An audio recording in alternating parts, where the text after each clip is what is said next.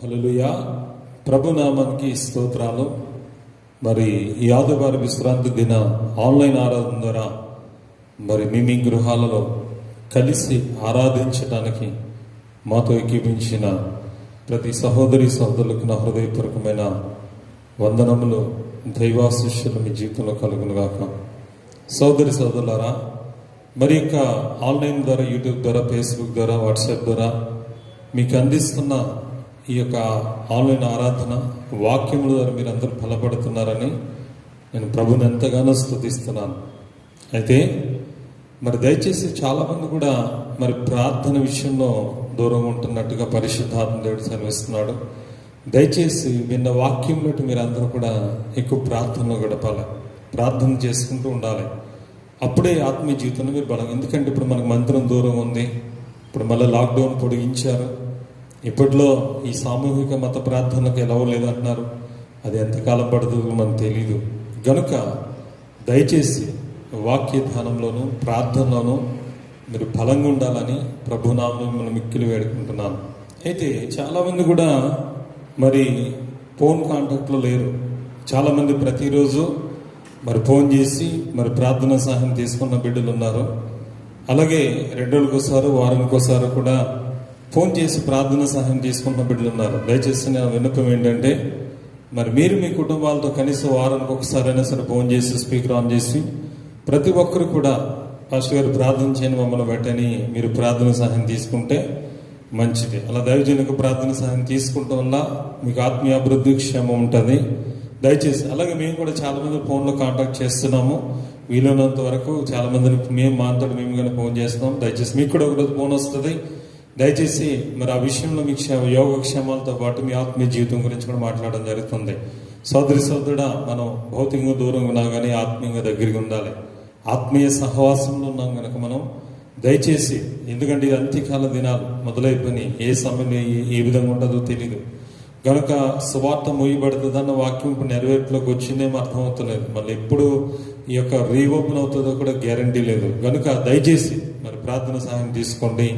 మరి సమయంలో మనం ఆరాధన మొదలు పెట్టుకుందాం. దయచేసి అందరూ ప్రార్థన చేసుకుందాం. మహాగణుడు అయిన తండ్రి, మహోన్నతుడైన ప్రభువా, నీ మహాగణమైన ప్రేమ కలిగిన, ప్రభావం కలిగిన, అధికారం కలిగిన మీ పరిశుద్ధమైన నామానికి స్తోత్రాలు తండ్రి. యెహోవా పరిశుద్ధుడు, పరిశుద్ధుడు, పరిశుద్ధుడు, పరిశుద్ధుడు అంటూ గాన ప్రతిగానముల మధ్య స్తుతిగానాల పొందిన గొప్ప దేవుడా, తండ్రి, కుమార, పరిశుద్ధాత్మ త్రియేక దేవుడా, యేసు రాజానికి స్తోత్రములు చెల్లిస్తున్నాం నాయన. తండ్రి, ఈ రోజు నాయన మే నెల ప్రభ 2020లో నాయన ఆదివారపు విశ్రాంతి దిన ఆరాధన కొరకు మమ్మల్ని ప్రభ ఈ ఆన్లైన్ ద్వారా, ఫేస్బుక్ ద్వారా, వాట్సాప్ ద్వారా మమ్మల్ని సిద్ధపాటు చేసిన నీ గొప్ప కృపాని, ప్రేమను బట్టి నీ స్తోత్రాలు తండ్రి. అయ్యా, చాలా మంది ఈ లాక్డౌన్ వల్ల తండ్రి ఈరోజు ఆరాధన లేవు, మందిరాలు మూత వేయబడ్డే ప్రభ. కానీ ఈ ఆన్లైన్ ద్వారా ప్రతి ఒక్కరూ కూడా నేను ఆరాధించుకునే గొప్ప ధన్యతను, భాగ్యాన్ని కూడా మాకు అందించేందుకు స్తోత్రాలు.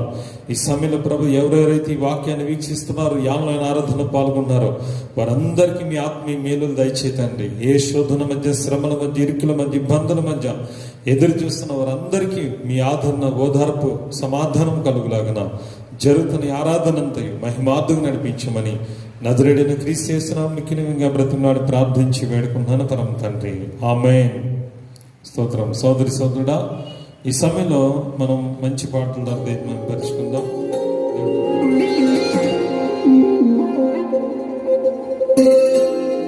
స్తోత్రం. అందరూ దేవుని పరుచుకుందాం.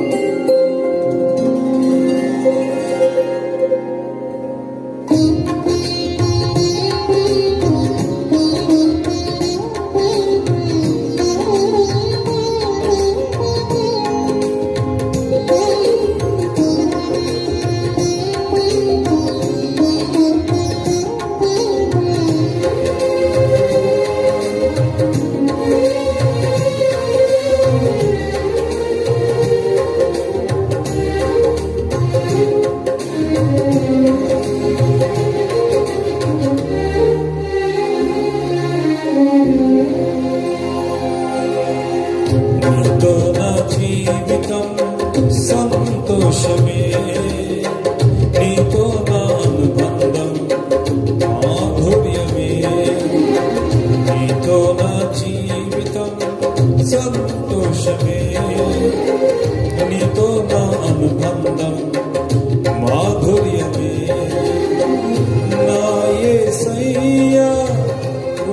చూపుచున్నావు, వాత్సల్యపూర్ణుడవై నా యేసయ్యా నడిపించుచున్నావు.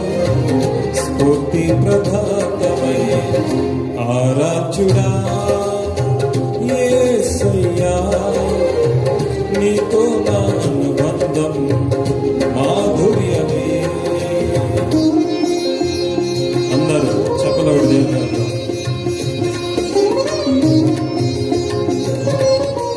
స్తోత్రం.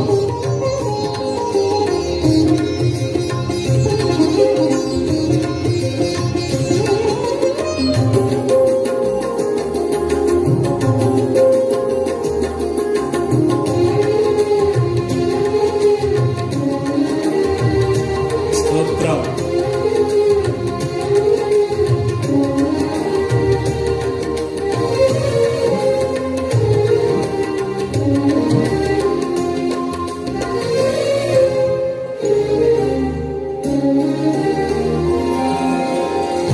భీకర ధ్వని గల మార్గమునందు నన్ను స్నేహించిన నా ప్రియుడవు నీవు.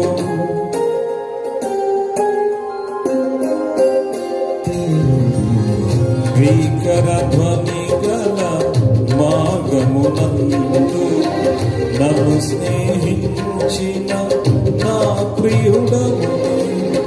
కలనైన మరువను నీవు నడిపిన మార్గం, క్షణమైన విడువను నీతో సహవాసం. కలనైన మరువను నీవు నడిపిన మార్గం, క్షణమైన విడువను నీతో సహవాసం. ఆరాధ్యుడా యేసయ్యా, నీతో నా అనుబంధం మాధుర్యమే.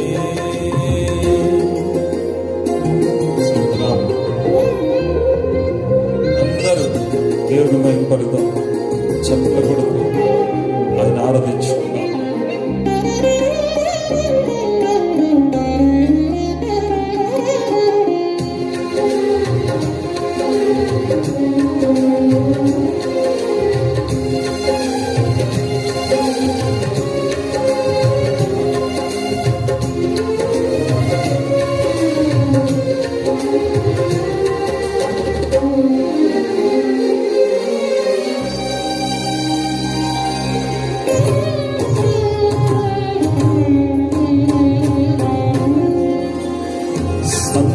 సంతోషమందైనా శ్రమల ఎందైనను నా స్తుతి కీర్తనకు ఆధారము నీవు.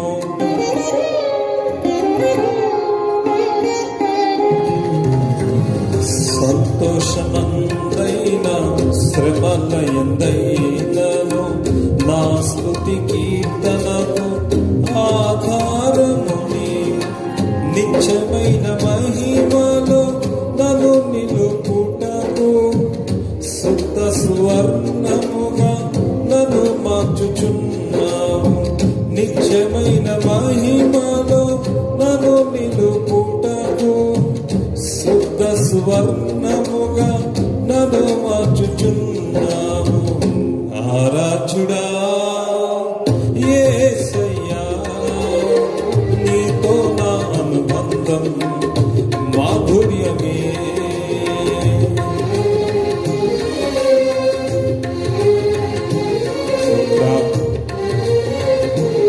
హల్లెలూయా.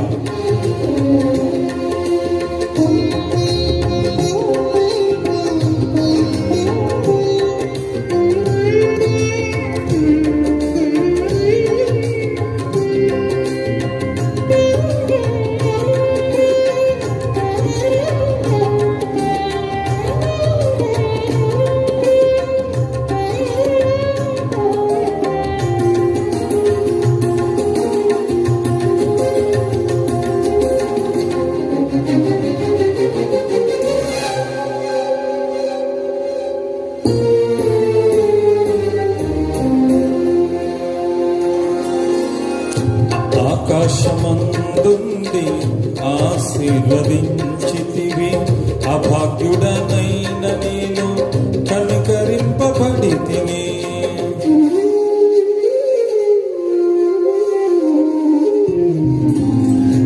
ఆకాశమందుండి ఆశీర్వదించితివి. అభాగ్యుడనైన నేను కనికరింపబడితిని. నీలో నిలుచుటకు బహుగా ఫలించుటకు నూతన కృపలతో నన్ను నింపుచున్నావు.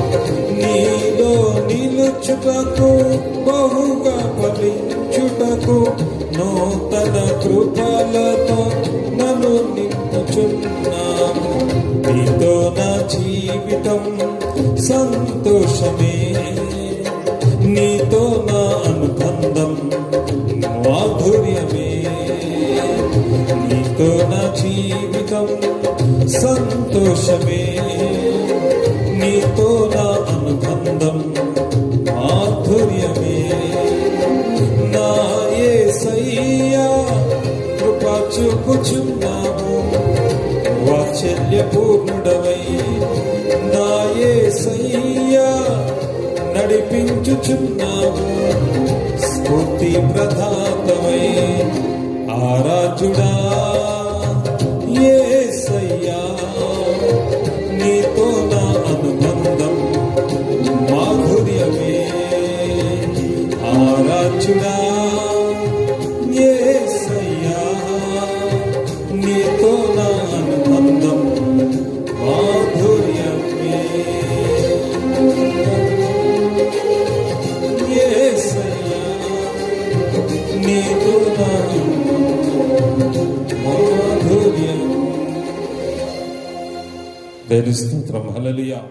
అవకాశం ఇచ్చిన దేవుడికి, ఆత్మీయ తల్లిదండ్రులకు, సంఘమంతటికి నా వందనాలు. హల్లెలూయా. ఆమేన్.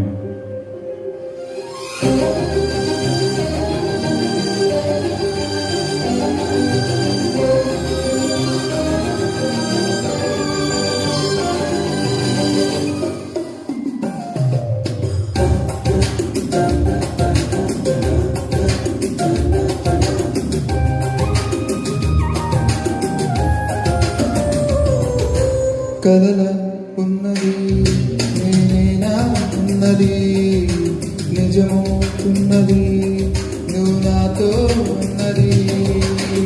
నిరాశల నిశిలోన కుశోదయం వచ్చింది, యేసుని ప్రేమి నన్ను బ్రతికించెను.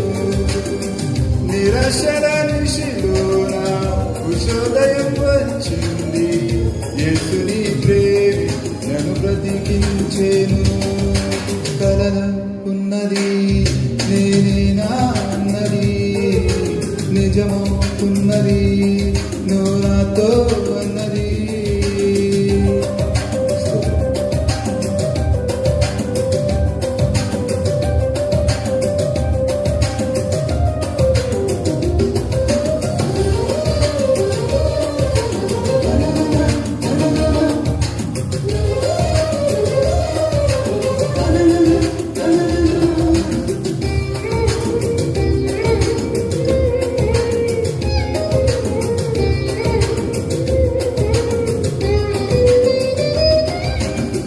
మనుషులంతా మనసే గాయపరచి పురుగలునే నన్ను నలిపే చూసినా, మనుషులంతా మనసే గాయపరచి పురుగలునే నన్ను నలిపే చూసినా, చూడలే వచ్చినావు, నాకు ముందు నిలచినావు, నాకు బలముని ఇచ్చినావు, ఆయుధంగా మార్చినావు. చల్లని నీ నీడలో నిత్యము నిలువని. కలల ఉన్నది నేనేనా అన్నది, నిజమవుతున్నది నువ్వు నాతో అన్నది.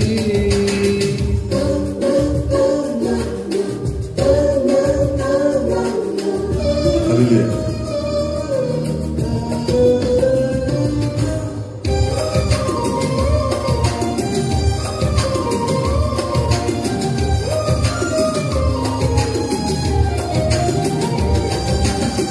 శూన్యంలో నాకై సృష్టిని చేసి జీవితాన్ని అందంగా మలిచేసి శూన్యంలో నాకై సృష్టిని చేసి జీవితాన్ని అందంగా మలిచేసి మాట నాకు ఇచ్చినవాడు దాన్ని నెరవేర్చువాడు నిన్ను పోలి ఎవరున్నారు నన్ను ప్రేమించువారు యేసుని ప్రేమను ప్రతిదినం పాడని కలల ఉన్నది నేనేనా అన్నది నిజమవుతున్నది నువ్వు నాతో అన్నది నిరాశల నిశిలోన కుశోదయం వచ్చింది యేసుని ప్రేమి నన్ను బ్రతికించెను నిరాశల నిశిలోన కుశోదయం వచ్చింది యేసుని ప్రేమి నన్ను బ్రతికించెను కలల ఉన్నది నేనేనా అన్నది నిజమవుతున్నది నువ్వు నాతో అన్నది హల్లెలూయా హల్లెలూయా హల్లెలూయా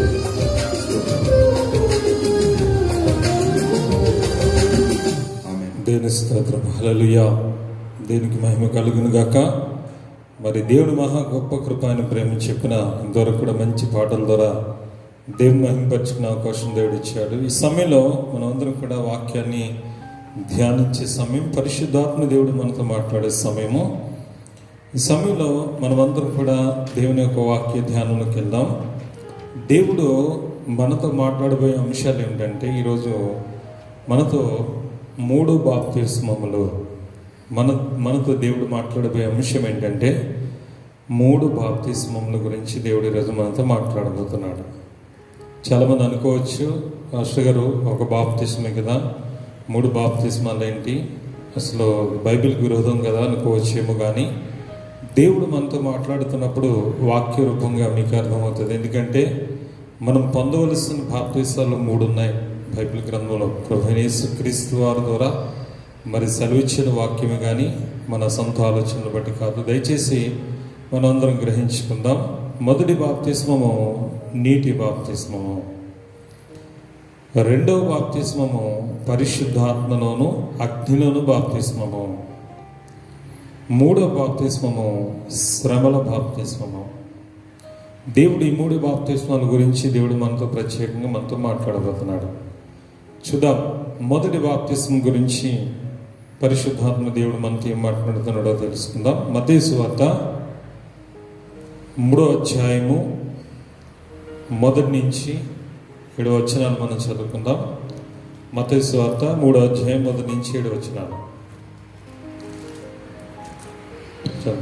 ఆ దినముల యందు బాప్తిసమిచ్చు యోహాను వచ్చి పరలోక రాజ్యము సమీపించినది మారు మనసు పొందుడని యూదయ అరణ్యంలో ప్రకటించుండెను.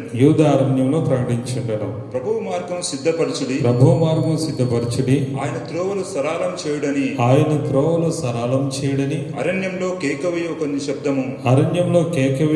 శబ్దము అని ప్రవక్త యెషయా ద్వారా చెప్పబడిన వాడితడే. ఈ యోహాను ఒంటె రోమముల వస్త్రమును మొల చుట్టూ తోలు దట్టియు ధరించుకునేవాడు. మిడతలు అడవి తేనెయు అతనికి ఆహారము. ఆ సమయమున యెరూషలేము వారును యూదయ వారందరూ యోర్దాను నదీ ప్రాంతంలో వారందరూ అతని యొద్దకు వచ్చి తమ పాపమును ఒప్పుకొనుచు యోర్దాను నదిలో అతని చేత బాప్తిసం పొందుచుండరి. అతడు పరిసయ్యులలోను సద్దూకయ్యులలోను అనేకులు బాప్తిసం పొందు వచ్చుట చూచి సర్ప సంతానమా రాబో ఉగ్రతను తప్పించుకుంటకు మీకు బుద్ధి చెప్పిన వాడెవడు? మారు మనసు తగిన ఫలము ఫలించుడి. చాలా చిన్న ప్రార్థన చేసుకుందాం. మహాగణుడు అయిన తండ్రి, మహోన్నతుడైన ప్రభువా, నీ ఘనమైన ప్రేమ కలిగిన ప్రభావం కలిగిన అధికారం కలిగిన నామాన్ని బట్టి స్తోత్రాలు. ఈరోజు నా తండ్రి ఆదివారపు విశ్రాంతి దిన ఆరాధన కొరకు మమ్మల్ని ప్రభు ఆన్లైన్ ద్వారా, ఫేస్బుక్ ద్వారా, వాట్సాప్ ద్వారా మరి యొక్క వాక్యాన్ని సిద్ధపరచడానికి నువ్వు మాకు ఇచ్చిన మంచి అవకాశం బట్టి స్తోత్రాలు. ఈ సమయంలో వాక్యం ఇక్కడైనా రికార్డ్ చేస్తున్న సమయంలో మీ పరిశుద్ధ దూతను ఇక్కడ కావులుగా పెట్టండి. మరి సహోదరుల సహాయంగా ఉన్న బిడ్డలను కూడా మీరు దీవించి, మరి సమయంలో మీ దాసులు ఇక్కడ నిలబడి మాట్లాడుతున్నప్పుడు తన్ని పరిశుద్ధాత్మ ద్వారా మాత్రమే నాతో మాతో అందరితో మీరే మాట్లాడమని యేసు నామములో ప్రార్థించి పెట్టుకున్నాను పరమ తండ్రి, ఆమేన్. చూడండి సహోదరులారా, బాప్తిస్మము అనేది యోహాను ద్వారా బయలుపరచబడింది. యోహానుకు ముందు ఈ బాప్తిస్మం అనేది లేదు. దేవుడు ఆయనకి పరిశుద్ధాత్మ ద్వారా దేవుడు ఆయనకి బయలుపరిచాడు. ఈ యోహాను ఒంటి రొమ్ములు గలవాడే, తోలి యొక్క వస్త్రాలు ధరించుకొని మిడతలో తినే ఆహారం తీసుకుంటూ ఇతడు సమరయ, యెరూషలేము, యూదయ ప్రాంతంలో, నది యొర్దాను ప్రాంతంలో ఇతడు అనేక మందికి బాప్తిస్మం ఇచ్చేవాడు. తమ పాపములు ఒప్పుకొనుచు ఆ కాలంలో చాలామంది దగ్గరికి వచ్చి బాప్తిస్మం పొందుచూ ఉండారు.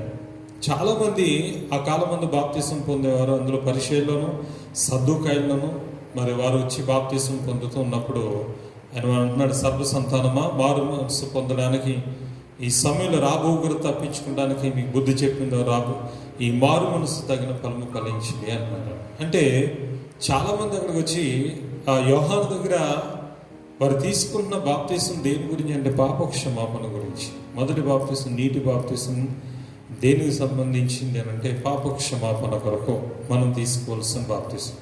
ప్రతి ఒక్కరూ కూడా యేసు నామమున ఖచ్చితంగా నీటి ద్వారా బాప్తిస్మం అనేది తీసుకోవాలి. ఎందుకంటే ఈ బాప్తిస్మం గురించి మనకి బైబిల్ గ్రంథంలో కొన్ని మర్మాలు ఉన్నాయి. పాత నిబంధనలు ఈ బాప్తిస్మం గురించి మనం తెలుసుకుంటే యాక్చువల్గా చూస్తే చూడండి, దేవుని స్తోత్రం, హల్లెలూయా. మొట్టమొదట నోవహు జలప్రలయ కాలంలో బాప్తిస్మం జరిగింది. మొదటి పేతురు 3వ అధ్యాయము 20-21 వచనాలు ఒకసారి చదువుకుందాం. మొదటి పేతురు 3వ అధ్యాయం 20-21 వచనాలు. దేవుని దీర్ఘశాంతము ఇంకా కనిపెట్టుచుండినప్పుడు పూర్వము నోవాహు దినంలో ఓడ సిద్ధపరచుచుండగా అవిధేయులైన వారి యొద్దకు అనగా చెరలో ఉన్న ఆత్మల యొద్దకు ఆయన ఆత్మరూపిగానే వెళ్ళి వారికి ప్రకటించెను. ఆ ఓడలో కొందరు అనగా 8 మంది నీటి ద్వారా రక్షణ పొందిరి. 8 మంది నీటి ద్వారా రక్షణ పొందిరి. దానికి సాదృశ్యమైన బాప్తిస్మం ఇప్పుడు మిమ్మల్ని రక్షించి దేవుని స్తోత్రం, హల్లెలూయా. ఈ బాప్తిస్మం అనేది దేని సాదృశ్యం ఉందంటే మొట్టమొదటి జలప్రలయ కాలానికి సాదృశ్యం ఉంది. జలప్రలయ కాలంలో మరి భయంకర 40 దినములు మరి పగలు రాత్రి విస్తారమైన వర్షము, విస్తారమైన మరి ఓటలు విప్పబడినప్పుడు చాలా భయంకరమైన ఫ్లడ్ వచ్చింది, వరద వచ్చింది, పర్వతములు సహా మునిగిపోయినాయి. ఆ సమయంలో దేవుడు ఆ కాలమందు ఉన్న ప్రజలకి ఆత్మరూపిగానే వెళ్ళి ప్రకటించాడు. చెరలో ఉన్న ఆత్మరూపిగానే వెళ్ళి ప్రకటన చేస్తే మరి అందులో 8 మంది ఆ వాడలో కొందరు అనగా 8 మంది నీటి ద్వారా రక్షణ పొందిరి. నీటిలోంచి అనగా ఆ జలప్రలయం నుంచి 8 మంది తీయబడ్డారు. నోవాహు భార్య, 3 కుమారులు, 3 కోడలు, 8 మంది ఆ వాడలో ప్రవేశించి దేవుని మాట విని ఆ జలప్రలయం నుంచి వారు తీయబడ్డారు కనుక ఈరోజు వారు ఆ రోజు ప్రభుని మాట విశ్వసించారు. వారు ఆ బాప్తిస్మం పొందిన లెక్కలోకి వచ్చారు. తర్వాత ఆ దానికి సాదృశ్యమైన బాప్తిస్మం అని బైబిల్ చెప్తుంది. రెండో సాదృశ్యం ఏంటి అని అంటే మోషే కాలంలో జరిగిన బాప్తిస్మం. చూడండి, ఆ మోషే కాలం 1 కొరింథీ 10వ అధ్యాయము అసలు బాప్తిస్మం అంటే ఏంటన్నది దేవుడు మనతో ఈరోజు మాట్లాడబోతున్నాడు. 1 కొరింథీ 10వ అధ్యాయము చూడండి, మొదటి నుంచి. సహోదరులారా, ఈ సంగతి మీకు తెలియకుండా నాకు ఇష్టం లేదు. అదే కనుక మన పితరులందరూ మేఘము కింద ఉండిరి. వారందరూ సముద్రములో నడిచిపోయి అందరూ మోషేను బట్టి మేఘములోను సముద్రంలోను బాప్తిస్మం పొందిరి. దేని స్తోత్రం, హల్లెలూయా. చూడండి, ఇశ్రాయేలు ప్రజలు సముద్రంలోను మేఘములోను కూడా బాప్తిస్మం పొందారట.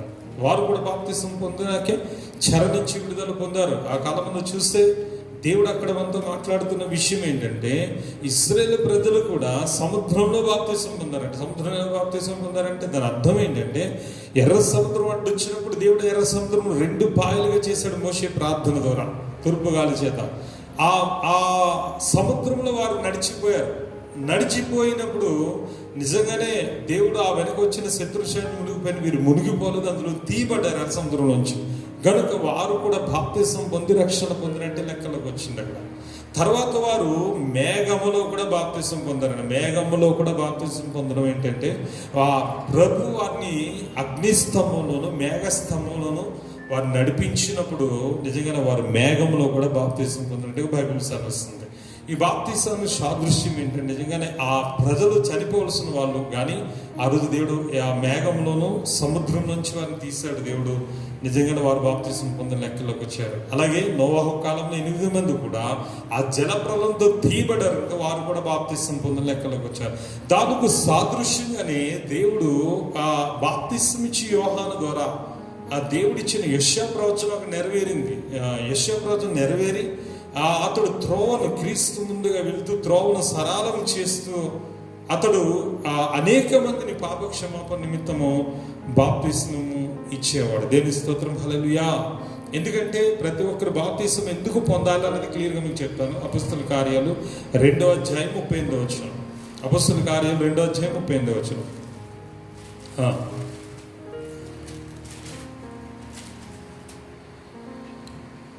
అపొస్తలుల కార్యాలు 2వ అధ్యాయం 38. పేతురు, మీరు మారుమనసు పొంది పాపక్షమాపణ నిమిత్తము ప్రతివాడు యేసుక్రీస్తు నామమున బాప్తిస్మము పొందుడి. హల్లెలూయా. అప్పుడు మీరు పరిశుద్ధాత్మ వరము పొందుదురు. ఎందుకు బాప్తిసం పొందాలి? నీటి బాప్తిసము ఒకటి ముందు చెప్పాం, జల ప్రళయము తీయబడిన నోవాహుకు సాదృశ్యము. రెండోది ఎర్ర సముద్రం తీయబడిన ఇశ్రాయేలు ప్రజలకు సాదృశ్యం. వారు మేఘంలోను సముద్రంలో బాప్తిసం పొందారు. అలాగే నోవాహు జల ప్రళయంలో బాప్తిసం పొందాడు. వారి పాపములు క్షమింపబడ్డాయి కదా, నశించిపోవలసిన జనంతో నశించిపోకుండా వారు అందులోంచి తీయబడ్డారు, రక్షింపబడ్డారు. అక్కడ జల ప్రళయంలో చాలా మంది నశించిపోతే నోవాహు కుటుంబం నశించిపోలేదు 8 మంది. అలాగే ఐగుప్తుల ఎర్ర సముద్రంలో చనిపోయిన వారు చనిపోలేదు ఇశ్రాయేలు 6 లక్షల మంది. ఆ రోజు మోషేని బట్టి మేఘములో సముద్రంలో బాప్తిసం పొందారు గనక వారు రక్షింపబడ్డారు. ఈరోజు కూడా మన జీవితంలో మనం గ్రహించవలసిన విషయం ఏంటంటే, మనం కూడా ఈ లోకంలో ఉన్న జనము చాలా భయంకరమైన జనం మధ్యనే మనం ఉన్నాం. అనేకమైన పాపములు విస్తరించినాయి. ఈరోజు మనం కూడా అందులో జీవిస్తున్న వాళ్ళమే, పుట్టిన వాళ్ళం, బ్రతుకుతున్న వాళ్ళం. వారి నుంచి మనం ప్రత్యేకింపబడాలి అని అంటే ప్రతి ఒక్కడు కూడా మారు మనసు పొంది పాప క్షమాపణ నిమిత్తము ఖచ్చితంగా యేసు నామంలో బాప్తిసము పొందాలి. యేసు నామంలో బాప్తిసం పొందాలి. యేసు నామంలో ఎందుకు బాప్తిసం పొందాలి? సోదరి యేసే రక్షకుడు కనుక. ప్రభు అయిన యేసుక్రీస్తు వారు కూడా ఈ లోకంలోకి వచ్చినప్పుడు ఆయన శరీరధారిగా ఉన్నాడు గనక ఆయన కూడా యోహాను గారి దగ్గర బాప్తిసం పొందారు. చూడండి, అదే మత్తయి సువార్తలో 3వ అధ్యాయంలో 13 నుంచి. మత్తయి సువార్త 3వ అధ్యాయం 13. 3వ అధ్యాయం 13. ఆ సమయమున యోహాను చేత బాప్తిసం పొందుటకు యేసు గలిలయ నుండి యోర్దాను దగ్గరనున్న అతని యుద్ధకు వచ్చాను. అందుకు యోహాను, నేను నీ చేత బాప్తిసం పొందవలసిన వాడినై ఉండగా నీవు నా యుద్ధకు వచ్చుచున్నావా అని ఆయనను వివరించి చూచాను గాని యేసు ఇప్పటికి కానిము నీతి యావత్తు ఇలాగు నెరవేర్చుట మనకు తగి ఉన్నదని అతనికి ఉత్తరం ఇచ్చాను. దేని స్తోత్రం. యేసు ప్రభు వారు కూడా యోహాను దగ్గర బాప్తిసం తీసుకుంటానికి వచ్చారు. యోహాను గారు అన్నారు, అయ్యా ఆమెను గుర్తుపెట్టాడు ఆయన, నువ్వు దేవుని కుమారుడైన ప్రభు అయిన క్రీస్తునైన యోహాను గుర్తుపెట్టి, అయ్యా నేను నీ దగ్గర బాప్తిసం పొందవలసి ఉండగా నా దగ్గర నువ్వు బాప్తిసం పొందడానికి వచ్చావా అంటే, ప్రభు నా నీతి యావత్తు ఇలా జరగవలసి ఉంది కనుక అలా కానిమన్నారు. అంటే సోదరు చూడండి, ఆయన దేవుడైన కూడా శరీరంలో ఉన్నాడు కనుక బాప్తిసం ఎవరి ద్వారా ఆయన బయలుపరిచాడో ఆయన దగ్గరే ఆ ప్రభువారు కూడా బాప్తిసం పొందడం జరిగింది. ఈరోజు కూడా మనం గ్రహించాలి. ఆయన చూడండి, ఆయన ప్రవక్తని, యోహాను ప్రవక్తని, అతడు దేవుని యొక్క ప్రతినిధిగా ఉన్నాడని, అతడు అందరికీ బాప్తిసం ఇస్తున్నాడని దేవాది దేవుడైన ప్రభు అయిన క్రీస్తు వారు కూడా ఆ యొక్క యోహానుకు లోబడి ఆయన కూడా బాప్తిసం పొందాడు. ఎప్పుడైతే ఆయన బాప్తిసం పొందారో వెంటనే చూడండి, యేసు బాప్తిసం పొందిన వెంటనే 16లో యేసు బాప్తిసం పొందిన వెంటనే నీళ్ళలో నుండి ఒడ్డునకు వచ్చాను. ఇదిగో ఆకాశం తెరవబడెను. అతని దేవుని ఆత్మ పావనం వల్ల దిగి తన మీదకి వచ్చుట చూచాను. చూచాను. దేని స్తోత్రం కలుగును గాక. హల్లెలూయా. తన మీదకి దిగి వచ్చుట చూశాను. తర్వాత మరియు ఇదిగో ఈయన ప్రియ కుమారుడు, ఇది నా ప్రియ కుమారుడు, ఈయన యందు నేను ఆనందించుచున్నానని ఒక శబ్దం ఆకాశం నుండి వచ్చాను. ఆమేన్. ఎప్పుడైతే ఆయన బాప్తిసం పొందారో ఆ బాప్తిసం పొందిన వెంటనే ఆకాశం తెరవబడింది. పరిశుద్ధాత్మ పావురుమలే ప్రభు అయిన యేసు క్రీస్తు వారి మీద దిగి వచ్చింది. వెంటనే ఆ మేఘంలో నుంచి ఒక శబ్దం వస్తుంది. ఏమనంటే, ఇదిగో ఇతడు నా ప్రియ కుమారుడు, ఈయన యందు నేను ఆనందించుచున్నానని ఒక శబ్దం అనేది అక్కడ రావడం అనేది విన్నారు. దేనికి మహిమ కలుగును గాక. హల్లెలూయా. చూడండి సోదరుడు, ఎప్పుడైతే ప్రభువైన యేసుక్రీస్తు నామ నిమిత్తము బాప్తిసం పొందుతావో తండ్రి నీ కొరకు ఇచ్చే గొప్ప సాక్ష్యం ఏమిటంటే, నీ మీదకి పరిశుద్ధాత్మను పంపించడమే కాకుండా ఇదిగో ఇతడు నా ప్రియ కుమారుడు నిన్ను ముద్రించే అవకాశం ఉంది. ఎందుకంటే అప్పటి వరకు నువ్వు జన్మతః కర్తః, నువ్వు క్రియల రూపంలో నువ్వు చేసిన ప్రతి పాపము కూడా కడగబడుతుంది. కడగబడ్డమే కాదు, ఈ బాప్తిస్తాన్ని దేనితో దేవుడు పోల్చాడంటే ఒక మరణంతో కూడా దేవుడు పోల్చాడు. భయపడకుండా మరణం అన్నాను ఫాస్ట్ గా మాట్లాడేది. మరణం అంటే చాలా మంది భయపడుతుంది. దాని వెనకాల చాలా మరణం ఉంటుంది. దాని వెనకాల జీవం ఉంది, మరణం కాదు, జీవం ఉంది. చూస్తే రోమీయులకు రాసిన పత్రిక 6వ అధ్యాయము 3 నుంచి చదువుకుందాం. రోమీయులకు రాసిన పత్రిక 6వ అధ్యాయం 3 నుంచి. క్రీస్తు యేసులోనికి బాప్తిసం పొందిన మనమందరము ఆయన మరణంలోనికి బాప్తిసం పొందితిమని మీరు ఎరుగరా. కాబట్టి తండ్రి మహిమ వలన క్రీస్తు మృతుల నుండి ఎలాగో లేపబడెను అలాగే మనము నూతన జీవం పొందిన వారమై నడుచుకున్నట్లు మనము బాప్తిసం వలన మరణంలో పాలు పొందుటకే ఆయనతో కూడా పాతి పెట్టబడి దేనికి మహిమ కలుగును గాక. హల్లెలూయా. క్రీస్తులోకి బాప్తిసం పొందిన మనమందరం కూడా ఆయనతో కూడా మరణించిన వారితో లెక్క. కాబట్టి తండ్రి మహిమను క్రీస్తు మృతులను ఎలా లేకుండా అలాగే మనం కూడా నూతన జీవం పొందిన వారమే. ఆయన బాప్తిస్మంలో మరణంలో పాలు పొందడానికి ఆయనతో పాతి పెట్టబడ్డామంట. అంటే బాప్తిసం పొందడం అంటే అర్థం ఏంటంటే యేసు ప్రభు చనిపోయి పాతి పెట్టబడ్డారు. అవునా? అంటే సమాధి చేయబడ్డారు. సమాధి చేయబడ్డ వ్యక్తి అలాగే సమాధిలో ఉన్నాడా? లేడుగా. ఆయన 3వ దినమున తిరిగి సజీవుడిగా లేచాను. హల్లెలూయా. ఆయన సజీవుడిగా లేచాడు. అలాగే మనమందరం కూడా యేసు క్రీస్తు యొక్క మరణంలో ఆయనతో పాటు పాతి పెట్టబడినప్పుడు బాప్తిసం ద్వారా పాతి పెడతాము. అలాగే ఆ బాప్తిసంలో నిన్ను ముంచిన తర్వాత తండ్రి కుమార పరిశుద్ధాత్మనామం నిన్ను ముంచి తిరిగి లేపినప్పుడు ఆయన ఎలాగైతే చనిపోయి తిరిగి లేచారో నీవు కూడా ఆయనతో తిరిగి లేపబడతావు. ఈ వాక్యం ఎక్కడ? కొలస్సీ 2వ అధ్యాయం 12. కొలస్సీ రాసిన పత్రిక 2వ అధ్యాయం 12 వచ్చిన తరగతి 2వ అధ్యాయం 12. మీరు బాప్తిసమందు ఆయనతో కూడా పాతి పెట్టబడిన వారు ఆయన మృతుల్లోంచి లేపిన దేవుని ప్రభావమందు విశ్వసించుట ద్వారా ఆయనతో కూడా లేచితిరి. అది హల్లెలూయా. ఈరోజు కూడా మనము ఏ లెక్కలో అంటే మన పాప పురుషుడు చనిపోయాడు బాప్తిసం ద్వారా. పాప పురుషుడు చనిపోయాడు గనక ఒక నూతనమైన పురుషుడు మరి జన్మించినట్టు లెక్క. అంటే మన ప్రతి పాప స్వభావం అనేది అరుదు నీటి బాప్తిసం ద్వారా. చాలా మంది బాప్తిసం సరిగ్గా తెలియదు. బాప్తిసం తీసుకుంటాను భయం, బాప్తిసం తీసుకొని వెనకంజ వేస్తారు. బాప్తిసం అంటే చాలా అమ్మాలు మత మార్పుడు, కుల మార్పుడు అన్నట్టు భయపడతారు. చాలా మంది అజ్ఞానం ఈ కాలంలో మాట్లాడుతున్నారు, మత మార్పిడి అంటున్నారు. మత మార్పిడి కాదురా నాన్న, అది మనస్సు మార్పిడి. పాపములన్నీ కూడా కడగగలిగేది నీటి బాప్తిసం. ఆ నీటి బాప్తిసం ద్వారా ఆ రోజు జలప్రదర్శించడం నోవహ కుటుంబం రక్షణ పొందారు. 6 లక్షల మంది ఎర్ర సముద్రం మేఘంలో తీయబడి రక్షణ పొందారు. దానికి సాదృశ్యంగా దేవుడు ఈరోజు బాప్తిసం మన మధ్యలో ఉంచాడు. ఆ బాప్తిస్మమే ఈరోజు దేవుని స్తోత్రం కలుగును గాక మనకు రక్షణ కలుగజేస్తుంది. ఆయనకు పాతి పెట్టబడి తిరిగి లేచినట్టు. ఎందుకు తెలుసా? బాప్తిసం వల్ల కలుగు లాభాలు ఏంటంటే నమ్మి బాప్తిసం పొందిన తర్వాత మన రక్షణ పొందుతాం. పైగా దేవుడు చెప్పాడు మార్కు సువార్తలో ఒక చక్కటి విషయాన్ని ఆయన చెప్తాడు. మార్కు సువార్తలో 16 నుంచి చదువుదాం. మార్కు సువార్త 16 అందరు తీయాలి బైబిల్లో, అందరూ తీసి వాక్య లేఖనం. ఎందుకంటే నేను రిఫరెన్స్లు ఎక్కువ ఎందుకు చూపిస్తానంటే బైబిల్ అనేది మీకు అర్థం కావాలి. బైబిల్లో ఏ వాక్యాలు మీకు అర్థం కావాలి. చెప్పుకోతాను వారాలుగా ఒక చిన్న వాక్యం చెప్పేసి నేను వెళ్ళగలుగుతాను, కానీ మీకు అర్థం కాదు. ఇప్పుడు ప్రతి వాక్యాన్ని ఎందుకు చదివిస్తున్నానంటే బైబిల్ అంటే ఏంటో అనుభవంలోకి మీకు రావాలి.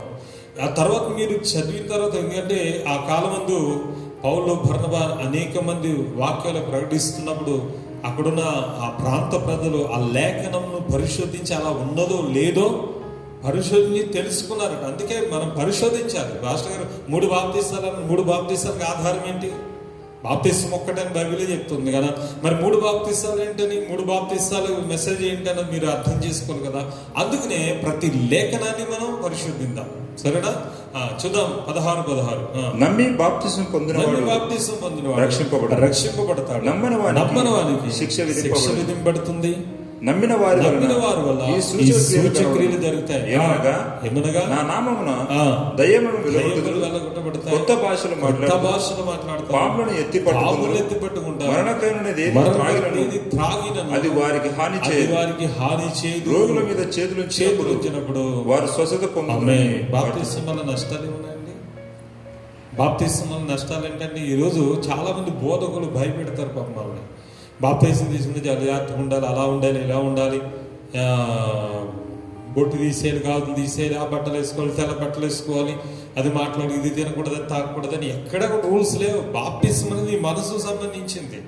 పాప క్షమాపణ నిమిత్తం యేసురాము నీటిలో మునిగి లేవడమే బాప్తిసం. అయితే బాప్తిసం పొంది నమ్మి తీసుకుంటే నమ్మని వారికి శిక్ష విధింపబడుతుందట.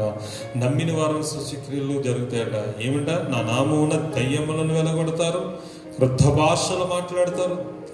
సాతాను మీద అధికారం. క్రొత్త భాషలో దేనికి సాదృశ్యం? పరిశుద్ధాత్మ సాదృశ్యులు. మీ పాపలను ఎత్తిపెట్టుకుంటారు.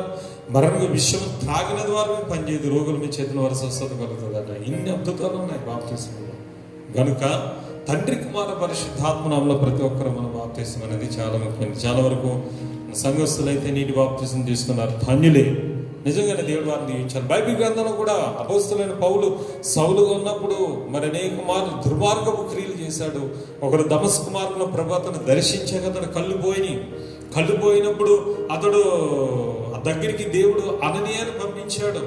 అననీయాను పంపించి అననీయ చేత అతడికి బాప్తిసం ఇప్పించాడు. ఎప్పుడైతే అతడికి అననీయ బాప్తిసం ఇచ్చాడో ఆ రోజు అతనికి సోదరుడా తిరిగి మళ్ళా కళ్ళు తెరవబడ్డాయి. అతడు పరిశుద్ధాత్మ పొంది దేవుని స్వార్థలో వాడబడ్డాడు. హల్లెలూయా.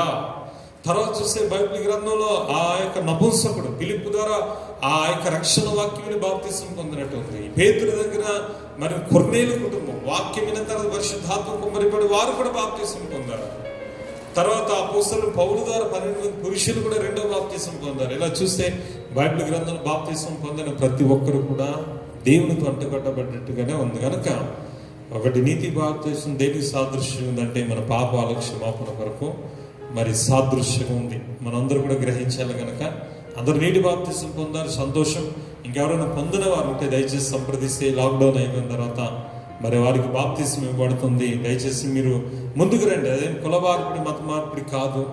చాలా జాగ్రత్త ఆత్మరక్షణ కొరకే, పాప క్షమాపణ, మనం చేసిన పాపములన్నీ మన మీద కడగబడడానికే ఈరోజు మనం పాప క్షమాపణ నిమిత్తము మారు మనసు పొంది బాప్తిసం పొందాలి. మారు మనసు పొంది బాప్తిసం పొందాలి. అర్థమవుతుందా? ఏదో అందరూ మునుగుతున్నారు, నేను మునుగుతాను అన్నట్టు కాదు. కానీ యేసుక్రీస్తు ప్రభు నా పాపం కొరకు మరణించాడు, ఇదిగో ఈరోజు నా పాపం కొరకు ఆయన బలయ్యాడు అని నమ్మి బాప్తిసం పొందడం ద్వారా మనం రక్షింపబడతాం. దేనికి మహిమ కలుగును గాక. హల్లెలూయా. అర్థమైంది అనుకుంటున్నాను. ఈ సమయంలో 2వ బాప్తిసం వెళ్దాం. 2వ బాప్తిసం ఏంటంటే పరిశుద్ధాత్మలోను అగ్నిలోను బాప్తిసం అన్నారు. 2వ బాప్తిసం ఏంటి? పరిశుద్ధాత్మలోను అగ్నిలోను బాప్తిసం పొందాలి. చాలా మంది ఈ నీటి బాప్తిసం దగ్గరికి వచ్చి ఆగిపోయారు. నీటి బాప్తిసం దగ్గరికి వచ్చి ఆగిపోయి చాలా బలహీనమైపోతున్నారు. ఈ నీటి బాప్తిసం పొందిన తర్వాత దేవుడి దగ్గర అనేకమైన మేలులు పొందారు, అద్భుతాలు చూశారు, స్వస్థతలు చూశారు, కార్యాలు చూశారు. ఇంకా చూస్తే చాలా ఆ స్వస్థతలు చూశారు. మరి ఎన్నెన్నో అద్భుతాలు చూసినా వారు ఏమాత్రం కూడా మరి ఈ రెండో బాప్తిస్మం అనుభవం లేక పడిపోయారు. వాళ్ళు రెండో బాప్తిస్మం అనుభవం ఏంటి అని అంటే పరిశుద్ధాత్మలోను అగ్నిలోను పొందవలసిన బాప్తిస్మం బాకీ ఉంది. చూడండి, మత్తయి సువార్త 3:11 యోహానే సాక్ష్యం ఇచ్చాడు దీని గురించి. మత్తయి సువార్త 3:11 మారు మనసు నిమిత్తము నేను నీళ్ళలో మీకు బాప్తిసం ఇస్తున్నాను. అయితే నా వెనుక వచ్చుచున్నవాడు నాకంటే శక్తిమంతుడు ఆయన చెప్పులు మోయుటకై నేను పాత్రుడను కాను. ఆయన పరిశుద్ధాత్మలోను అగ్నితోను మీకు బాప్తిసం ఇచ్చును. పరిశుద్ధాత్మతోను అగ్నితోను మీకు బాప్తిస్మము ఇచ్చును. దేని స్తోత్రం. హల్లెలూయా, హల్లెలూయా, హల్లెలూయా. చూడండి సోదరుడా, నేను నీళ్ళలోనే బాప్తిస్మం ఇచ్చుచున్నాను, నా వెనుక వచ్చి వాడు మీకు పరిశుద్ధాత్మలోను అగ్నిలోను బాప్తిస్మం ఇస్తాడని యోహాను కూడా నీళ్ళతో బాప్తిస్మం ఇచ్చిన వ్యక్తి ప్రభువైన యేసుక్రీస్తు వారి గురించి సాక్ష్యం ఇచ్చాడు. ఈ పరిశుద్ధాత్మలను అగ్నిలోను బాప్తిస్మం అనేది అసలు ఎలా ఉంటుంది, అది ఎట్లా పొందుకోవాలనేది దేవుడు ఈరోజు మనతో మాట్లాడుతున్నాడు. చూద్దాం. అపోస్తుల కార్యంలో ప్రభువైన యేసుక్రీస్తు వారు ఆయన పునరుద్ధానుడైన తర్వాత 40 దినములు, ఎన్ని దినాలు? 40 దినములు శిష్యులకు కనపరుచుకున్నాడు. తాను కనపరుచుకుని వారిని కొండ ప్రాంతానికి పిలిచినప్పుడు ఒలీవ కొండ దగ్గరికి వారందరూ వెళ్ళారు. ఆ ఒలీవ కొండ శిష్యులతో పాటు దాదాపు 500 మంది వరకు ఉన్నారు. అక్కడ వారందరితో కూడా ప్రభువారు చెప్పిన మాట వినండి. చూద్దాం. అపోస్తుల కార్యములు 1వ అధ్యాయం 4-5 వచనాలు. ఆయన వారికి కలుసుకుని ఇలాగ ఆజ్ఞాపించాను, మీరు యెరూషలేము నుండి వెళ్ళక నా వలన విన్న తండ్రి యొక్క వాగ్దానం కొరకు కనిపెట్టుడి. యోహాను నీళ్లతో బాప్తిసం ఇచ్చాను గాని కొద్ది దినములలో మీరు పరిశుద్ధాత్మలో బాప్తిసం పొందెదరు. దేనికి మహిమ కలుగును గాక. హల్లెలూయా, హల్లెలూయా. యేసు ప్రభు ఆ ఒలీవల కొండ మీద ప్రభు ఆ పరలోకానికి ఎత్తబడే సమయంలో ఆ శిష్యులకి అక్కడున్న దాదాపు 500 మంది సహోదరులు అక్కడ కూడుకుని ఉండొచ్చు. అయితే వారందరూ చెప్తున్న మాట ఏంటంటే, యోహాను నీళ్ళలో బాప్తిసం ఇచ్చాడు కానీ తండ్రి యొక్క వాగ్దానం, నా వలన వినిన తండ్రి యొక్క వాగ్దానం ఏంటి? ఆ వాగ్దానం, మిమ్మల్ని అనాథలుగా కూడా కానీ మిమ్మల్ని ఆదరణకర్తను పంపిస్తాను, సత్య స్వరూపైన ఆత్మను పంపిస్తాను. ఆ ఆత్మ మీకు సంచకరువుగా మీ మధ్యలో ఉంటుంది. ఆత్మ మిమ్మల్ని సర్వసత్యంలోకి నడిపిస్తుంది. కనుక నీళ్ళ బాప్తిసం పొందిన ప్రతి ఒక్కరూ కూడా బాకీ ఉన్న బాప్తిసం ఏంటో తెలుసా? పరిశుద్ధాత్మలోను అగ్నిలోను బాప్తిసం పొందాలని ప్రభువారు ఆరోహణమయ్యే ముందు అక్కడ ఉన్న వారందరికీ సెలవిచ్చారు. అయితే చాలా మంది కూడా అవునా ప్రభా, సరే ప్రభా అన్నారు. అందులో చాలా మంది వెళ్ళిపోయారు వారి ఇళ్ళకి. కానీ 125 మంది మాత్రం ఒక మేడ గదిలో కూర్చుని దేవుడు పంపిస్తానన్న పరిశుద్ధాత్మ అగ్ని బాప్తిసం కొరకు వారు అక్కడ ప్రార్థన చేయడం మొదలుపెట్టారు. 12వ వచనం చదవండి. అప్పుడు వారు ఒలీవల వనబడబడిన కొండ నుండి యెరూషలేమునకు తిరిగి వెళ్ళిరి. ఆ కొండ యెరూషలేమునకు విశ్రాంతి దినమున నడవదగినంత సమీపమున ఉన్నది. వారు పట్టణంలో ప్రవేశించి తాము బస చేయుచుండిన మేడగదిలోనికి ఎక్కిపోయారు. వారెవరనగా పేతురు, యోహాను, యాకోబు, ఆంద్రేయ, ఫిలిప్పు, తోమా, బర్తులమై, మత్తయి, అల్ఫై కుమారుడగు యాకోబు, జలోతే అనబడిన సీమోను, యాకోబు కుమారుడగు యూదా అనువారు. వీరందరూ వీరితో కూడా కొందరు స్త్రీలను, యేసు తల్లి అయిన మరియు ఆయన సహోదరులను ఏక మనసుతో ఎడతెగక ప్రార్థన చేయుచుండిరి. ఆ కాలమందు ఇంచుమించు 120 మంది. ఎంతమంది? 120 మంది సహోదరులు. మొత్తం ఎంతమంది? అక్కడ యేసు ప్రభు ఆరోహణమైనప్పుడు ఎంతమంది ఉన్నారు? దాదాపు 500 మంది వరకు ఉన్నారు అక్కడ. దాదాపు 500 మంది వరకు మిగతా వారందరూ వెళ్ళిపోయారు. 120 మంది. యేసు ప్రభు 11 మంది శిష్యులతో పాటు మత్తీని చేర్చుకున్నారు. తర్వాత అక్కడ యేసు ప్రభు తల్లి, ఇంకా మరియా, వేరొక మరియా, తర్వాత ఇంకా అక్కడ ఉన్న కొంతమంది స్త్రీలు ఆ మేడగదిలో కూర్చుని ఎడతెగక ఉపవాసం ఉండి ప్రార్థన చేస్తున్నారు. దేని కొరకు వాళ్ళు చేస్తున్నారు ప్రార్థన అనంటే పరిశుద్ధాత్మ అగ్ని బాప్తిసం కొరకు వారందరూ కనిపెట్టి ప్రార్థన చేస్తున్నారు, అడుగుతున్నారు ప్రభుని. ఈరోజు నీటి బాప్తిసం ఉచితంగా వచ్చేస్తుంది, నీకు పెద్ద ప్రార్థన లేదు. మందిరానికి వచ్చిన తర్వాత ప్రభా నేను పాపను ఒప్పుకుంటే పరిశుద్ధాత్మ పొందిన దైవజనుడు మరి మీకు యేసు నామముల మందు మీకు నీటిలో మరి బాప్తిసం ఇచ్చేసాడు, అది చాలా ఉచితంగా వచ్చింది, దానికి పెద్ద ప్రయాసపడవసరం లేదు. కానీ ఈ రెండో బాప్తిసం మాత్రం కొంచెం ప్రయాసపడాలి. ఎలా ప్రయాసపడాలని అంటే ఉపవాసం ఉండి కనిపెట్టి ప్రార్థన చేయాలి. హల్లెలూయా. ఇది ఉపవాసం ఉండి ఎడతెగక ఆపేక్షతో అడగాలి ప్రభు. ఎందుకంటే పరిశుద్ధాత్మ పరలోకం నుంచి దిగి రావాలి, అది పాస్టర్ గారి చేతిలో లేదు. లేకపోతే దైవజనుడు ఆత్మతో నింపబడి ఆయన అభిషేకించడం ద్వారా ఇంకో రావచ్చు పరిశుద్ధాత్మ, కానీ అది పరలోకపు అభిషేకంతో నింపబడాలి, పరలోకపు అగ్నితోనే నింపబడాలంటే ఉపవాసం ఉండి వారు కన్నీటితో ప్రభు సన్నిధిలో ఎడతెగక ప్రార్థన చేస్తున్నారు. ప్రార్థన 10 దినములు అలా ప్రార్థన చేసిన వెంటనే చూడండి, అపొస్తలుల గారు 2వ అధ్యాయంలో మొదటి నుంచి చదువుతాం. పెంతెకొస్తు 2వ అధ్యాయం మొదటి నుంచి. పెంతెకొస్తు పండుగ దినం వచ్చినప్పుడు అందరూ ఒక చోట కూడి ఉండిరి. అప్పుడు వేగంగా వీచు బలమైన గాలి వంటి ఒక ధ్వని ఆకాశం నుండి అకస్మాత్తుగా వారు కూర్చుండిన ఇల్లంతయు నిండెను. మరియు అగ్నిజ్వాలల వంటి నాలుకలు విభాగింపబడినట్లుగా వారికి కనబడి వారిలో ఒక్కొక్కని మీద వ్రాలగా అందరూ పరిశుద్ధాత్మతో నింపబడిన ఆత్మ వారికి అనుగ్రహించిన అన్య భాషలతో మాట్లాడసారి. దేవుని స్తోత్రం. హల్లెలూయా. ఆ సమయంలో 12 మంది అపోస్తలులు అంటే ఒక మత్తీని చేర్చుకున్నారు. ఆ తర్వాత మొత్తం 120 మంది ఆ మేడ గదులు యేసు ప్రభు తల్లి కూడా ఉంది. వారందరూ కూడి ప్రార్థన చేస్తున్నప్పుడు నిజంగా 10 దినములు వారి మోకాల్లోని ప్రభు దగ్గర ఉపవాసం ఉండి వారు బలంగా ప్రార్థన చేసినప్పుడు పరిశుద్ధాత్మ గాలి వంటి శబ్దముతో మహాధ్వనితో వారు ఇల్లంతా నిండిపోయింది. దేవుని స్తోత్రం. హల్లెలూయా. మహాశబ్దం వచ్చిందట కాలమందు. నిజంగా ఆ శబ్దం ఇల్లంటే ప్రతి ఒక్కరి మీద అగ్ని జ్వాలలు తలల మీద వాళ్ళని అట. ఆ తర్వాత వారు ఒక్కరి పరిశుద్ధాత్మతో నింపబడిన వారు వాక్శక్తి అనుగ్రహించిన కొలది అన్య భాషలతో మాట్లాడసాగిరి. హల్లెలూయా. పరిశుద్ధాత్మ వచ్చిన తర్వాత మనిషిలో పరిశుద్ధాత్మ వరములు పనిచేయడం మొదలు పెడతాయి. పరిశుద్ధాత్మ వరములు వస్తాయి. బుద్ధివాక్యము, జ్ఞానవాక్యము, భాషల వరము, భాషలకు అర్థం చెప్పు శక్తుల వరము, ఆత్మలు వివేచన వరము, స్వస్థత వరము, ప్రవచన వరము, విశ్వాసముల వరము, అద్భుత కార్యములు చేయగల శక్తి గల వరము. 9 వరాలనే సోదరుడు. ఈ 9 వరాలు యాక్టివేట్ అవుతాయి. నిజంగా వారు అన్య భాషలతో మాట్లాడసాగారు. దేవదూతల భాష వేరు, అన్య భాషలు వేరు. అంటే అన్య భాషలు అంటే తమకు తెలియని భాషలో మాట్లాడడం. అంటే చూడండి, ప్రపంచంలో ఉన్న భాషలు ఈరోజు మనకి ఎక్కడ అరబిక్ ఉంది, అది మనకు రాదు, కానీ అరబిక్ మాట్లాడుతున్నాం. అలాగే ఇంకా ఫ్రెంచ్ మనకు రాదు, ఫ్రెంచ్ భాష వచ్చేయచ్చు అనమాట. లేకపోతే మనకు రాని భాషలు ఏమున్నాయో ఆ భాషలతో మాట్లాడతాం. దాదాపు ఆ రోజు 14 దేశస్తులు వచ్చారు అక్కడికి చాలా మంది. వారి భాషలతో వీరు దేవుని వాక్యాన్ని ప్రకటించడం మొదలు పెట్టారట. హల్లెలూయా.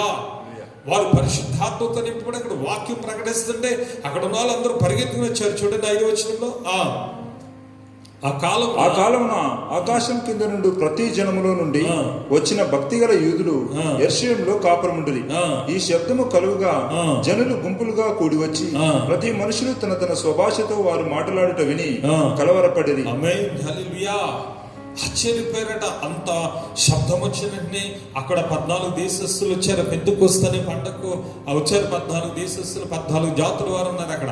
అయితే వారు ఆ యొక్క అపోస్తలులు పరిశుద్ధాత్మతో నింపబడిన తర్వాత వారు మాట్లాడుతున్న మాటలు అంటే తమ స్వదేశ భాషలలో వారు ఏ భాషల నుంచి వచ్చారో ఆ భాషలో వారు మాట్లాడి క్రీస్తును ప్రకటిస్తుంటే వారందరూ విభ్రాంతి చెందారట. చాలా మంది ఆశ్చర్యం, వీళ్ళు గలిలీయులు కాదని కొంతమంది, వీళ్ళు యూదులు కాదని కొంతమంది, లేకపోతే వీరు మనతో ఉన్నవారు కదా కాదు, వీరు విద్య లేని వారు కదా అని ఎలా మాట్లాడుతారు ఈ భాషలని కొంతమంది అన్నారు. వీరు కొత్త మద్యంతో నింపబడి ఉన్నారు, కొత్త మద్యం తాగారు, వీరు వెర్రాళ్ళు అని కొంతమంది అన్నారట. కానీ అప్పుడే పేతురు లేచి అంటున్నాడు 14వ వచనంలో, అయితే పేతురు ఆ 11 కూడా లేచి నిలిచి బిగ్గరగా వారితో ఇట్లనెను, యూదయ మనుషులారా, యెరూషలేములో కాపురమున్న సమస్త జనులారా, ఇది మీకు తెలియగాక చెవియొగ్గి నా మాటలు వినుడి. మీరు ఊహించినట్టు వీరు మత్తులు కారు, ప్రొద్దుపొడిచి జామైనా కాలేదు. యోవేలు ప్రవక్త ద్వారా చెప్పబడిన సంగతి ఇదే, ఏమనగా అంత్య దినముల యందు నేను మనుషులందరి మీద ఆత్మను కుమ్మరించెదను. మీ కుమారులను మీ కుమార్తెలను ప్రవచించెదరు. మీ యవనులకు దర్శనలు కలుగును. మీ వృద్ధులు కలలు కందురు. ఆ దినములలో నా దాసుల మీద నా ఆత్మ కుమ్మరించెదను. ఆత్మను కుమ్మరించెదను గనక వారు ప్రవచించెదరు. యావేలు ప్రవచనం అని చెప్పాడు. యావేలు ప్రవచించాడు, అంచె దినములో మనుషులందరి మీద నా ఆత్మను కుమ్మరిస్తానని ప్రవచించాడు యావేలు. నిజంగానే ఎటువంటి ఆత్మ అంటే సోదరు కుమారులు కుమార్తెలు ప్రవచిస్తారు, వృద్ధులకి దర్శనాలు కలుగుతాయి. సోదరు దాసుల మీద దాసురాండ్ర మీద నా ఆత్మను కుమ్మరిస్తాను. ఇది యావేలు ప్రవచనం నెరవేరింది అని అక్కడ ప్రకటన చేశాడు. సోదరుడా, ఆ రోజు నుంచి వారు పరిశుద్ధాత్మని బాప్తిసం పొందిన తర్వాత ఎన్నో అద్భుతాలు చేయగలిగారు, ఎన్నో సూచక్రియలు చేయగలరు, మహత్కార్యాలు చేయగలిగారు. కుంటివాన్ని బాగు చేశారు సోమవారం అనే దేవాలయంలో. సోదరు దయ్యములు వెలగొట్టారు.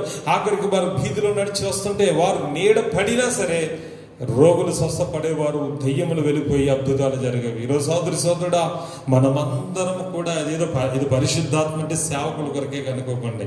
పరిశుద్ధాత్మ బాప్తిస్మం అనేది, అగ్ని బాప్తిస్మం అనేది ప్రతి ఒక్కరు పొందుకోవాలి. ఈరోజు ఈ పరిశుద్ధాత్మను అగ్నిలను బాప్తిస్మం పొందుకున్న వాడు ప్రభుతో పాలివాడైపోతాడు. ఎందుకంటే సోదరుడా, ఆత్మ లేని వాడు నా వాడు కాడు అన్నాడు. రోమిలికి రాసిన పత్రిక చూడండి. రోమిలికి రాసిన పత్రిక దేవునికి మహిమ కలిగి 8వ అధ్యాయము 9వ వచనం చదువుదాం. దేవుని ఆత్మ మీలో నివసించినడలా మీరు ఆత్మ స్వభావము గలవారే కాని శరీర స్వభావం గలవారు కారు. ఎవడైనా క్రీస్తు ఆత్మ లేని వాడైతే వాడాయన వాడు కాడు. దేని స్తోత్రం కలుగును గాక. హల్లెలూయా. చూసారా, దేవుని ఆత్మ మీలో నివసించినడలా మీరు ఆత్మ స్వభావం గలగవారే కానీ శరీర స్వభావం కలిగిన వారు కారు. అంటే ఈరోజు చాలా మంది రక్షణ పొందుతారు, బాప్తిసం పొందుతారు, వారి శ్రమల నుంచి, అప్పుల నుంచి, శోధన నుంచి విడుదల పొందుతారు. మంచిదే, అద్భుతాలు చూస్తారు. అబ్బో దైవజనుడు చాలా గొప్పోడు, ఆయన చేయేస్తే దేయాలు వెళ్ళిపోయినాయి, రోగాలు వెళ్ళిపోయినాయి, అద్భుతాలు జరిగినాయి అని చాలా సంతోషంగా చక్కటి సాక్ష్యాలు చెప్తారు. నిజంగానే అంటారు. కానీ వారిలో ఈ పరిశుద్ధాత్మ అనుభవం అనేది లేక, పరిశుద్ధాత్మ బాప్తిసం లేక కొద్ది కాలానికి వీరికి కొంచెం నెమ్మది కలుగుతుంది కదా. కొంచెం ఆర్థిక పరంగా విడుదలైంది, కొన్ని అప్పులు విడుదలైనవి, కొంచెం ఇంట్లో సమాధానం కలిగింది, కొంచెం శాంతి కలిగింది. నెమ్మది వచ్చిన తర్వాత మెల్లమెల్లగా ప్రార్థనలో జారిపోతారు, విశ్వాసంలో జారిపోతారు, వాక్యంలో జారిపోతారు, మందిరానికి సక్రమంగా రారు, ప్రార్థన సరిగా చేయరు. తర్వాత ఇంకా దైవజనులకు దేవుడు ప్రేరేపిస్తాడు, ఏమయ్యా బాబు నువ్వు ప్రార్థన సరిగా రావడం లేదే, ప్రార్థన మంచిగా చేయడం లేదే, మరి వాక్య ప్రకారం ఎందుకు జీవిస్తాలో, ఎందుకు మరి మొదటి దినాల్లో విశ్వాసం ఏదంటే దైవజనులు దేవుడు ఆ గద్దించినప్పుడు పరిస్థితి ఏమైతుందంటే చాలా మంది అభ్యంతర పడడం మొదలు పెడతారు. ఎందుకు వీరికి ఏ అనుభవం లేదు, పరిశుద్ధాత్మ అగ్ని బాప్తిస్మం అనే అనుభవం అనేది వీరిలో లేదు అన్నమాట. పడిపోతారు, జారిపోతారు. పరిశుద్ధాత్మ లేనప్పుడు ఆ వ్యక్తులు జారిపోయే ప్రమాదం ఉంది, పడిపోయే ప్రమాదం ఉంది. కనుక మనం చాలా మంది కూడా మనం చేయాల్సింది ఏంటంటే సోదరుడా, పరిశుద్ధాత్మ కొరకు, అగ్ని బాప్తిస్మం కొరకు మనందరం ప్రార్థన చేయాలి. ఎందుకంటే మరి అపోస్తల కార్యంలోని పౌలు గారు ఒక 12 మంది పురుషులను అడుగుతాడు, పరిశుద్ధాత్మను పొందారని అడుగుతాడు. అపోస్తల కార్యాలు 20వ అధ్యాయము స్తోత్రం 19వ అధ్యాయం మొదటి నుంచి అపోలో కొరింథీలో ఉన్నప్పుడు జరిగినదేమనగా, పౌలు పై ప్రదేశంలో సంచరించి ఎఫెసునకు వచ్చి కొందరు శిష్యులను చూచి, మీరు విశ్వసించినప్పుడు పరిశుద్ధాత్మను పొందిదిరా అని వారు అడగగా, వారు పరిశుద్ధాత్ముడు ఉన్నాడన్న సంగతి మేము వినలేదని చెప్పిరి. అప్పుడు అతడు, అలాగైతే మీరు దేనిని బట్టి బాప్తిసం పొందిదిరని అడగగా, వారు యోహాను బాప్తిసం బట్టి అని చెప్పిరి. అందుకు పౌలు, యోహాను తన వెనుక వచ్చువాని యందు అనగా యేసును విశ్వాసం ఉంచవాలని ప్రజలతో చెప్పుచు మారు మనసు విషయమైన బాప్తిసం ఇచ్చానని చెప్పాను. వారు ఆ మాటలు విని ప్రభు అయిన యేసు నామమున బాప్తిసం పొందిరి. హల్లెలూయా. ఇక్కడ చూస్తే పౌలు ఆ అపోలో కొరింథీలో ఉన్నప్పుడు పౌలు పై ప్రదేశం ఎఫెసు అనే ప్రాంతానికి వచ్చాడు. ఎఫెసు అంటే ఎఫెసీయులకు రాసిన పత్రిక, ఎఫెసు అనేది ఒక ప్రాంతం. అది ఆ ఎఫెసు అనే ప్రాంతానికి వచ్చినప్పుడు కొంతమంది శిష్యులు కనబడ్డారు. వారిని ఒక మాట అడిగాడు పౌలు. అపోల్లో ఎవరంటే పౌలు శిష్యుడు, ఆ సంఘానికి వెళ్ళాడు. అయితే ఆ పౌలు అడిగాడంటే అక్కడ ఉన్న, మీరు విశ్వసించిన పరిశుద్ధాత్మను పొందారా అని అడిగాడు. పరిశుద్ధాత్మ అంటే ఏంటి? పరిశుద్ధాత్ముడు అన్న సంగతి మాకు తెలియదండి, వినలేదట అప్పుడు వరకు వాళ్ళు. అసలు ఒక పరిశుద్ధాత్మ ఉన్నది, పరిశుద్ధాత్మను పొందాలి, అది ఎలా పొందాలో కూడా వారికి తెలియదట. అప్పుడు అడిగాడట, మరి పరిశుద్ధాత్మ అనేది మీకు తెలీదా? మరి బాప్తిసం పొందాను, పొందామండి, మంచిగా పొందాం బాప్తిసం. ఎవరు? యోహాను బాప్తిసం పొందాం. అంటే యోహాను లేడు అప్పటికి, కానీ యోహాను ద్వారా వచ్చిన, యోహాను శిష్యులు ఇచ్చిన బాప్తిసం పొందాడు, యోహాను క్రమంలో బాప్తిసం పొందాడు. అయితే మరి ఏమైనా సాక్ష్యం ఇచ్చాడు? మరి యోహాను ద్వారా బాప్తిసం తీసుకున్నప్పుడు మరి యేసయ్య మీదకి పరిశుద్ధాత్మ పౌరం అనేది దిగి వచ్చింది, శరీరాకారంతో దిగి వచ్చిందని ఉంది. మరి వారి మీదకి ఎందుకు దిగిరాలి పరిశుద్ధాత్మ? యోహాను బాప్తిసమే కానీ అది యోహాను ఇచ్చిన బాప్తిసం కాదు. అది ఎవరో ఆ లోక సంబంధమైన ఆత్మీయత లేని వ్యక్తులు ఇచ్చిన బాప్తిసం కావచ్చు. కానీ సోదరుడా, అప్పుడు పౌలు వారికి రీబ్యాప్టిజం ఇచ్చినట్టుగా రాయకుంది. మళ్ళా వారు ప్రభు అయిన యేసుక్రీస్తు నామమున వారు మరలా బాప్తిసం పొందారు. అప్పుడు పౌలు తర్వాత పౌలు వారి మీద చేతులుంచగా పరిశుద్ధాత్మ వారి మీద దిగి వచ్చాను. అప్పుడు వారు భాషలతో మొదలు పెట్టిరి. వారందరూ 12 పురుషులు. హల్లెలూయా. సోదరుడా, భాషలతో మాట్లాడడం, ప్రవచించడం, దేనికి ఆత్మశక్తితో నింపబడడం, ఇది పరిశుద్ధాత్మ సాదృశ్యం. ఇది చాలా మంది పరిశుద్ధాత్మ లేదు, ఆగిపోయింది, అపోస్తల కాలంలో ఆగిపోయింది, ఇప్పుడు లేదని అంటారు. లేదు సోదరుడా, పరిశుద్ధాత్మ ఉన్నది. పరిశుద్ధాత్మ గురించి నిజంగానే సోదరు ఎన్నో సంవత్సరాలు దేవుని సన్నిధిలో కన్నీరు విడిచి ఉపవాసాల నుండి ప్రార్థన చేసి దేవుడు 2006లో దేవుడు ఆ పరిశుద్ధాత్మ బాప్తిసం నాకు దేవుడు ఇచ్చాడు. నిజంగానే దైవిక శక్తిని కల్లారా దర్శనాన్ని చూసినప్పుడు, ఆ యొక్క అగ్ని నా మీద దిగి వస్తున్నప్పుడు, మరి కొన్ని లక్షల వాట్స్ ఆఫ్ కరెంటు ఆ శక్తి నా మీద బాడీ అంతా ఊగిపోయింది. ఆ సమయంలో నా నాలుక వర్షం తగ్గిపోయింది, నా శరీరం వర్షం తగ్గిపోయింది. ఆ ముఖ దర్శనం, ఆ ప్రభు ముఖ దర్శనం చూడగలిగాను. ఆ రోజు నుంచి కూడా దేవుని యొక్క శక్తి నాలో ప్రవహించిన తర్వాత యేసునామములో అనేకమైన అద్భుతాలు చేయడం దేవుడు అల్పుడైన దాసుడికి అవకాశం ఇచ్చాడు. యేసునామములో ఎన్నో దయ్యాలు, చాతబడి శక్తులను ప్రభు వెళ్ళగొట్టే అవకాశం ఇచ్చాడు. యేసునామములో అనేకమైన రోగాల్ని, మరి భయంకర రోగాలను యేసునామములో వారిని తల మీద చేతులను ప్రార్థన చేసి వారు హీల్ అవడం చూస్తాను. యేసునామములో ప్రవచనాలు దిగి వచ్చినాయి. వారికి ఇలా జరుగుతుందంటే వారికి అది అలా జరిగిపోయింది, ఇది జరగదంటే అది జరగకుండా వెళ్ళిపోయింది. దేవుని ఆత్మ ఉన్నప్పుడు, దేవుని ఆత్మ వల్ల నివసించినప్పుడు ఎందరో దేవుని ఆత్మను చేత నడిపింది వారందరూ దేవుని కుమారులై ఉంటారు. సోదరా, దేవుని ఆత్మ అనేది ఒక ముద్ర, దేవుడు మనం ముద్రించి ముద్ర, అది ఖచ్చితంగా ఉండాలి. పరిశుద్ధాత్మ అనేది దేవునితో సహవాసంగా ఒక మన పరలోకం చేసే ఒక వాహకం లాంటిది. పరిశుద్ధాత్మతో మనం ఉండకపోతే ఆత్మ జీవితంలో బలహీనమైపోయే ప్రమాదం ఉంది.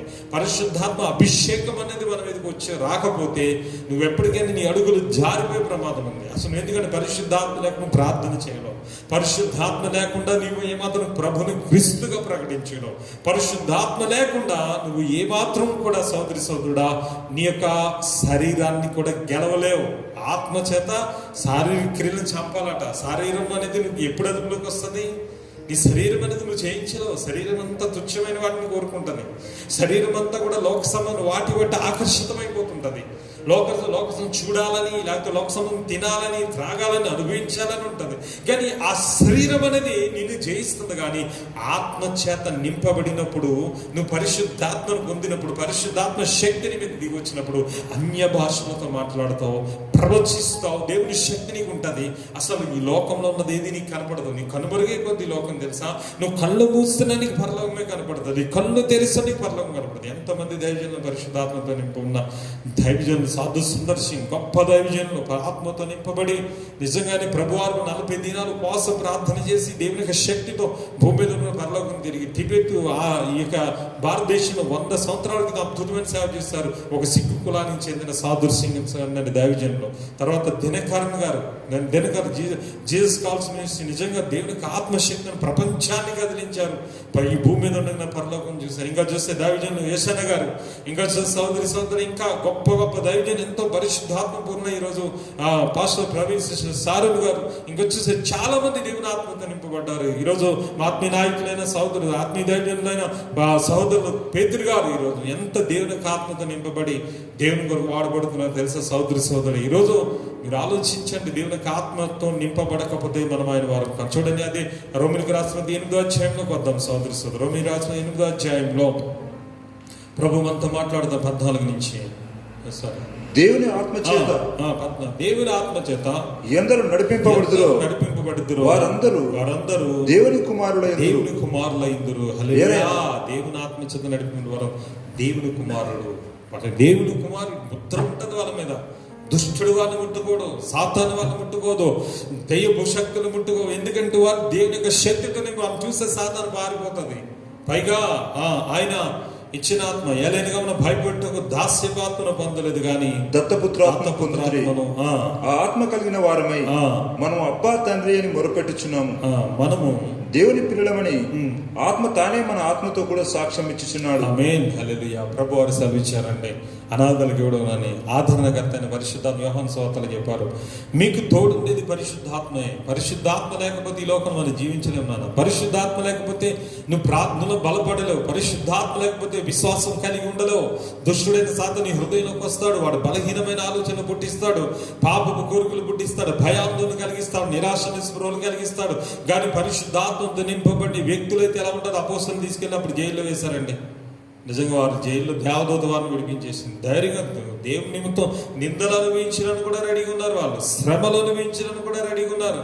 ఆఖరికి వాళ్ళని చెరసాల వేసిన పౌలు శీలం తీసి చెరసాల వేసిన, మరి ఆఖరికి చెరసాల బద్దలైపోయింది. అక్కడ పాటలు పాడితే, కీర్తనలు పాడితే నిజంగా దేని స్తోత్రం. ఇక్కడ భయపడినట్టయితే లేదు. పరిశుద్ధాత్మతో నింపబడి వారు బలమైన సేవ చేశారు. ఈ రోజు కూడా పరిశుద్ధాత్మ అనేది, అగ్ని బాప్తిస్మం అనేది నువ్వు పొందుకోవాలంటే నువ్వు చేయవలసిన పని ఒకటే. నాన్న, పరిశుద్ధాత్మ పొందిన వ్యక్తుల సహవాసంలో ఉండాలి. అపోస్తలుడైన పేతురు కూడా వెళ్ళి కొర్నేలు కుటుంబానికి ప్రార్థన చేసినప్పుడు నిజంగానే పరిశుద్ధాత్మ వారి మీదకి బలంగా దిగి వచ్చిందట. నిజంగా దేనికి మహిమ కలుగును గాక. అంజల మీద పరిశుద్ధాత్మ వచ్చిన అపోస్తలు గారు 10వ అధ్యాయంలో అపోస్తలు గారు 10వ అధ్యాయంలో పేతురు గారు వారికి ప్రార్థించిన వెంటనే పరిశుద్ధాత్మ చాలా అద్భుత రీతిగా వారి మీదకి దిగి వచ్చింది. దేనికి మహిమ కలుగును గాక. హల్లెలూయా. చూద్దాం అపోస్తల కార్యాలు 10వ అధ్యాయము. దేనికి మహిమ కలుగును గాక. 44లో చదువుదాం. పేతురు ఈ మాటలు ఇంకా చెప్పుచుండగా అతని బోధ విన్న వారందరి మీదకి పరిశుద్ధాత్మ దిగాను.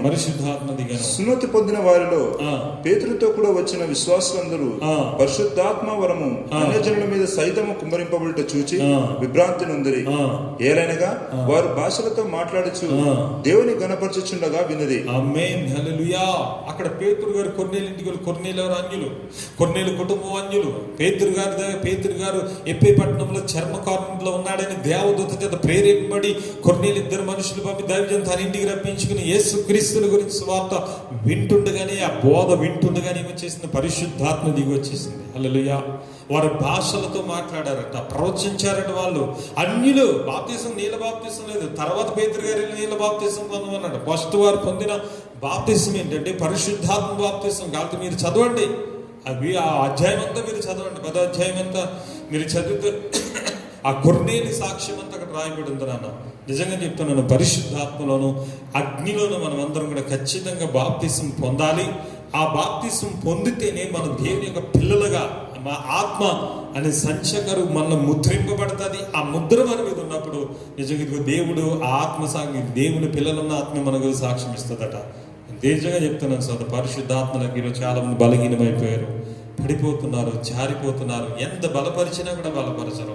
ఆఖరికి వారిని ఈరోజు ఎంత బలపరుస్తామో వాళ్ళు మెయిన్ ప్రేయర్ లేదు, ప్రార్థన లేదు.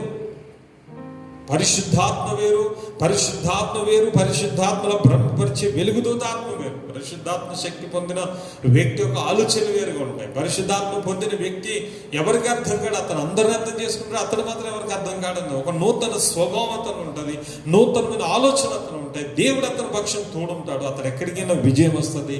నిజంగా చెప్తున్న సోదరుడు, వారు బలంగా ఎప్పుడు ప్రార్థన చేసి స్తుతులు అర్పిస్తూ ఉంటారు, ప్రార్థన ఉంటారు, బలహీనపడరు. ఈరోజు కానీ నేను చూసిన నా యొక్క 15 సంవత్సరాల పరిచయంలో 99% ఎవరు కూడా పరిశుద్ధాత్మ అగ్ని బాప్తిసం పొందలేదు. ఏదో 1% ఆఫ్ పీపుల్ పొందారు. నా పరిచయంలో చెప్తున్నాను, నాకు నా అనుభవంలో చెప్తున్నాను. చాలా మంది అద్భుతాలు చూసారు, చాలా గొప్ప కార్యం చూసారు. వారు నిలవలేకపోవడానికి కారణం ఏంటి? వారి స్వభావం మారలేకపోవడానికి గల కారణం ఏంటి? వారి ఆలోచన మారలేకపోవడానికి గల కారణం ఏంటంటే వారు పొందవలసిన రెండో బాప్తిసం పొందలేదు. నేను నీళ్లతో బాప్తిసం ఇస్తున్నాను కానీ నా వెనుక వచ్చేవాడు పరిశుద్ధాత్మలోనూ అగ్నిలోనూ బాప్తిసం ఇస్తారని ఆ యొక్క వాక్యం బట్టి, ఆ వాగ్దానం బట్టి కనిపెట్టలేదు సోదరుడు. ఇది ఖచ్చితంగా మనమందరం కూడా ఈ రెండో బాప్తిసం పొందాలి. రెండో బాప్తిసం ఏది సార్? పరిశుద్ధాత్మకు అగ్నికి సాదృశ్యం ఉంటుంది. ఆ రోజు మరి వారందరూ కూడా అపోస్తల కాలంలో 120 మంది కాదు, ఆ మొదటి సంఘం అంతా కూడా పరిశుద్ధాత్మతో నింపబడ్డారు. పరిశుద్ధాత్మ ద్వారానే వారు నడిపింపబడ్డారు. అప్పుడు ఈరోజు కూడా పరిశుద్ధాత్మ పరిచయాలు చాలా అద్భుతంగా జరుగుతున్నాయి. పరిశుద్ధాత్మతో నింపబడిన పరిచయాలు చాలా ఉన్నతంగా ఉంటాయి. ఆత్మ ద్వారా మాత్రమే సగం రగిలింపబడుతుంది. ఆత్మ నీ కుటుంబంలో నీ కుటుంబంలో సమాధానం ఉంటుంది ఎప్పుడు ప్రార్థనతో. అందుకే కుటుంబం అంతా కలిసి ప్రార్థన చేయండి, ఎక్కువ ప్రేయర్లో ఉండండి. లోకసమైన మాటలకు ముచ్చట్లకు అవకాశం ఇవ్వకండి. వ్యర్థమైన సెల్ ఫోన్లకి, యూట్యూబ్లు లేకపోతే టీవీ ఛానల్స్ సమయం అంతా దొంగిలిస్తుంది. అది మనది సమయం అంతా దొంగిలిస్తుంది. అందుకే సోదరి అవసరమైనంత ఉంటే వరకే, అది అవసరమే సెల్ ఫోన్, కానీ ఎంతవరకు అవసరం అంతవరకే దాన్ని వినియోగిద్దాం. నేను చెప్తున్న సోదరు, మన సమయం అంతా కూడా ఎక్కువ మోకాలు వేసి ఏదో రోజుకు 1 గంట చేసామే, 10 నిమిషాలు చేసామే సరిపోతుంది అనుకోకండి సోదరులు. వారు మేడగదిలో ఉండి డే ప్రార్థన చేస్తారు. అలా చేసినందుకు సోదరుడా వారి మీద పరిశుద్ధాత్మనే వరము కుమరింపబడింది. ఈరోజు కూడా మనం పరిశుద్ధాత్మతో నింపబడాలంటే ప్రత్యేకింపబడాలి. ఉపవాసం ద్వారా ఖచ్చితంగా నువ్వు కూడా పరిశుద్ధాత్మను వరం పొందుతాను. నేను కూడా నేను అనుకున్న నా జీవితంలో పొందుతానా లేదని నేను వెళ్తున్న ప్రణాళికలో ఆ ధైర్యం చూసి అతను నా ఆత్మను చూసి ఆశ్చర్యపోయాను. ఎప్పుడు ప్రేయర్లో ఉండేవాడు. అప్పుడు మొదటి స్థితిలో ఆయన సాక్షి జీవితంలో ఎప్పుడు ప్రేయర్లో ఉండేవాడు, ఎప్పుడు ప్రార్థన ఉండేవాడు. తర్వాత ఆయన ప్రార్థన తర్వాత తగ్గిపోయింది. కానీ ఎప్పుడైతే ప్రార్థన ఎక్కువ గడిపాడో అప్పుడు ఆయన గొప్ప ఆత్మతో నింపబడ్డాను చూశాను. నిజంగా నేను అది అలవాటు చేశాను. రోజుకి 7 గంటలు, 8 గంటలు, 10 గంటలు అసలు మోకాలు వేస్తారు. లోపల నుంచి రాబుద్దేదిగా తలుపులు వేసుకుని ఆకలి గురించి కానీ, నిద్ర గురించి కానీ, అసలు ఇంకొక దాని గురించి దేని మీద ధ్యాస ఉంటుంది కదా. పాటలు పాడుకున్న, వాక్యం చదువుతున్నాం, ప్రభుత్వం మాట్లాడటం. ఒక్కసారి ప్రభుత్వం మాట్లాడడానికి అలవాటైందా అసలు ఆ రుచిని వదిలిపెట్టలు. అందుకే యెహోవా ఉత్తమంలో రుచి చూచి తెలుసుకున్నాను. ఆ టేస్ట్ అనేది చాలా బాగుంటుంది నాకు. ఆ టేస్ట్ ఒక్కసారి దేవుని టేస్ట్ నీకు తెలిసిందంటే, ఆయన గడపడం అనే రుచి నీకు తెలిసిందంటే లోకం అంతా పెంటగా ఉంటుంది. నీకు తెలుసున్నాను కదా, సమస్తము కూడా పెంటగా ఉంటుందంట. పౌలు అంటారు, ఈ లోకము సమస్తము నేను ఏమంటాడు పెంటగా ఎంచుకున్నాను అంటాడు. దేనికి మేము కలుగును గాక. ఈ యొక్క సోదరుడా, అందుకే రెండోది ఏంటంటే మనం పొందవలసింది పరిశుద్ధాత్మలోను అగ్నిలోను బాప్తిసం పొందాలి. ఇది రెండో బాప్తిసం. ఇంకా చూస్తే మనం 3వ బాప్తిసంలోకి వెళ్దాం. 3వ బాప్తిసం ఏంటంటే శ్రమల బాప్తిసం. ఇక్కడ 2వ స్టేజే కష్టం అంటే 3వ స్టేజ్ ఇంకా కష్టం. దేనికి మేము కలుగును గాక. దేనికి హల్లెలూయా. ఈ సమయంలో మనం అందరం కూడా 3వ బాప్తిసం గురించి మనం తెలుసుకుందాం. 3వ బాప్తిసం ఏంటంటే శ్రమల బాప్తిస్మము. 2వ స్టేజే కష్టం అంటే 3వ స్టేజ్ ఇంకా చాలా కష్టమైంది. ఇది ఒక పరిపూర్ణత, పరలోకపు అనుభవం ఉంటాడు వ్యక్తి. భూమి మీద ఉండగానే పరలోకాన్ని చూసిన అనుభవాలు ఉన్నాయి. శ్రమల బాప్తిసం పొందిన వారు దేవునితో కూడా నడిచిన అనుభవం ఉంది. ప్రత్యక్షంగా పరలోకం వెళ్ళి చూసి వచ్చిన అనుభవం ఉంది. ఈ శ్రమల బాప్తిసం అనేది యేసు క్రీస్తు పొందారు మొట్టమొదటిగా. నిజంగా దేనికి మేము కలుగును గాక. ఈ శ్రమల బాప్తిసం కూడా చాలా విలువైంది. చాలా మంది శ్రమలు అంటే భయపడతాం, శోధన అంటే భయపడతాం, కష్టాలంటే భయపడతాం. కానీ ఇది కూడా ఒక బాప్తిస్మే. అది పొందాలి ఖచ్చితంగా. మనం అందరం కూడా క్రైస్తవ జీవితంలో శ్రమల బాప్తిస్మ అనేది ఉండాలి. శ్రమలు లేకుండా పరిపూర్ణత మనకు రాదు. శ్రమ లేకుండా మనం ఏమాత్రం పరిపూర్ణము కాలేము. చెప్తున్నాం కదా, మొదటి నీటి బాప్తిస్మ ద్వారా కొంచెం పాప క్షమాపణ కలిగింది. ఓకే, పరిశుద్ధ జీవితం మొదలు పెట్టాం. రెండోది ఏంటంటే పరిశుద్ధాత్మ అగ్ని బాప్తిసం పొందాము, దేవునికి ఆత్మతో నింపబడ్డాము. సరే, కానీ 3వ బాప్తిసం ఏంటంటే శ్రమల బాప్తిసం మనం పొందాలి. శ్రమలు పొందాలి. క్రీస్తు యేసునందు శ్రమలు అనుభవించిన మేలన్నాడు పౌలు. ఆ శ్రమల బాప్తిసం ఏంటనేది ఈరోజు మనం ఒకసారి చూద్దాం. మార్కు సువార్త 10వ అధ్యాయము 35 నుంచి చదువుకుందాం. దీనికి మీకు అర్థం తెలుసు. మార్కు సువార్త 10వ అధ్యాయం 35 నుంచి. జెబెదయి కుమారుడైన యాకోబును యోహానును ఆయన యుద్ధకు వచ్చి, బోధకుడా, మేము అడుగునదల్లా నీవు మాకు చేయగోరుచున్నామని చెప్పగా, ఆయన నేను మీకేమి చేయగోరుచున్నారని వారిని అడిగాను. వారు నీ మహిమయందు నీ కుడి వైపున ఒకడును నీ ఎడం వైపున ఒకడును కూర్చుంటున్నట్లు మాకు దయచేయమని చెప్పిరి. యేసు మీరేం అడుగుచున్నారో మీకు తెలియదు. నేను తాగుచున్న గిన్నెలోని త్రాగుట అయినను నేను పొందుచున్న బాప్తిసం పొందుట అయినను మీ చేత అగునా అని వారిని అడగగా, వారు మా చేత అగునన్నది. అప్పుడు యేసు, నేను త్రాగుచున్న గిన్నెలో మీరు త్రాగెదరు, నేను పొందుచున్న బాప్తిసం మీరు పొందెదరు, కానీ నా కుడి వైపునను ఎడం వైపున కూర్చుండనిచ్చుట నా వశంలో లేదు. నా వశములో లేదు. అది ఎవరికి సిద్ధపరచబడినో వారికే దొరుకునని వారితో చెప్పాను. దేవుని స్తోత్రం, హల్లెలూయా. ఇక్కడ చూస్తే జెబెదయి కుమారులు యేసు ప్రభు శిష్యులు ఇద్దరు, యాకోబు యోహాను అనే 2 శిష్యులు ఆయన దగ్గరికి వచ్చి, ప్రభువా మేము అడుగున్నదెల్లా నువ్వు మాకు దయచేయగోరుచున్నామని చెప్పగా ఆయన నేను మీకేమి చేయగోరుచున్నాను అని అడిగను. అయ్యా నీ మహిమ యందు కుడివైపున ఒకడు ఎడమవైపున కూర్చుంటా మాకు దయచేయ ప్రభు అని అడిగారు. దయచేయ ప్రభా నాయన ఈరోజు మేము ఏది అడిగినా ఇస్తానన్నావు కదా ప్రభా, అడగండి ఏం కావాలన్నాడు ఆయన. అయితే ప్రభా నీ మహిమలో నీ దూతలతో వచ్చి నీ రాజ్యం ఏర్పాటు చేస్తావు కదా, నీ రాజ్యం ఏర్పాటు చేసిన నీ సింహాసనం పక్కన మాలో ఒకటి కుడివైపున ఒకటి ఎడమవైపు నీ దగ్గరే ఉండే గొప్ప అవకాశం మాకు కావాలి నీ రాజ్యంలో అన్నాడు ఆయన. వెంటనే ప్రభు ఒక మాట అంటున్నారు వాళ్ళు, మీరేం అడుగుచున్నారో మీకు తెలియనా? నేను త్రాగుచున్న గిన్నెలోది మీరు త్రాగుటైనను, నేను పొందుచున్న బాప్తిసం చేతనైనను నేను పొందుచున్న బాప్తిసము పొందుట అయినను మీ చేతనగునా అని అడిగాడు. దేని స్తోత్రం, హల్లెలూయా. ఆయన త్రాగి గిన్నె ఏంటి? ఆయన ప్రార్థన చేస్తాడు. ఆయన ఎక్కడంటే సోదరుడు గెత్సేమనే తోటలో, ప్రభా నీ చిత్తమైతే గిన్నె నా యొద్ద నుంచి తొలగించు, నీ చిత్తం కాదు లేదా నీ చిత్తమే నాకు తొలగించు అంటే ఆ గిన్నె అంటే అర్థం ఏంటి? శ్రమలో. ఆ బాప్తిసము కూడా అక్కడ శ్రమలను కూడా ఒక బాప్తిసము పొందుతాను. నేను తాగుతున్న గిన్నెలు మీరు తాగలేరు, నేను పొందుతున్న శ్రమలు కూడా మీరు పొందలేరు. ఒకవేళ పొందినా, ఒకవేళ కుడివైపున ఎడమవైపున కూర్చున్న అధికారం అది నా చేతులు లేదు, నా తండ్రి చేత ఎవరు సిద్ధపరచుకుంటే అది ఉన్నదని ఆయన సెలవిచ్చారు. అంటే అక్కడ బాప్తిసం శ్రమలను ఆయన ఒక బాప్తిసంగా చెప్తున్నాడు. పరలోకంలో అత్యధికులు కావాలంటే, పరలోకంలో అత్యున్నతమైన స్థితి కావాలంటే, పరలోకంలో ఉన్నత స్థితిలో ఆ వ్యక్తి ఆశీర్వదింపబడి భూమి మీద ఉండగానే ఉండాలంటే సోదరుడా అతడు పొందవలసినది ఏంటంటే శ్రమల బాప్తిసం పొందాలి. ఆ శిష్యులకు అదే ఆయన సెలవిచ్చాడు. ఎందుకంటే యేసు ప్రభు వారు ముందుగానే చెప్పారు తన శ్రమల బాప్తిసం గురించి. అదే అధ్యాయంలో ఆయన చెప్తున్నారు. దేవుని స్తోత్రం. పై వచనాల్లో ఆయన చెప్తున్నారు. ఆయన 30 నుంచి చదవండి. ఇదిగో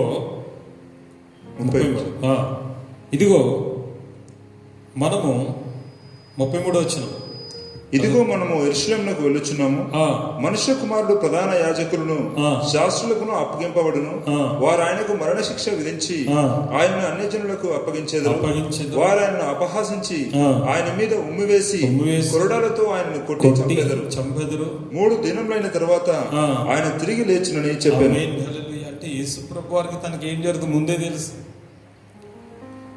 ఆ శ్రమల గురించి ఆయన సిద్ధపడి ఉన్నాడు. శ్రమల కొరకు ఆయన సిద్ధపడి, అందుకే నేను తాగి గిన్నెలు మీరు తాగలేరు అంటున్నాడు ఆయన. నేను పొందే బాప్తిసం మీరు పొందలేరు అంటున్నాడు ఆయన. అయినా పొందుతామన్నారు వాళ్ళు. నిజం నిలబడ్డారు. తర్వాత వాళ్ళు అపొస్తలులందరూ ఆయన శ్రమలో పాలుభాగస్తులయ్యారు. సోదరులు యేసు ప్రభు వారు కోసం వారు హతసాక్షులయ్యారు. నిజంగా చెప్తున్నారు. దేనికి మహిమ కలుగును గాక.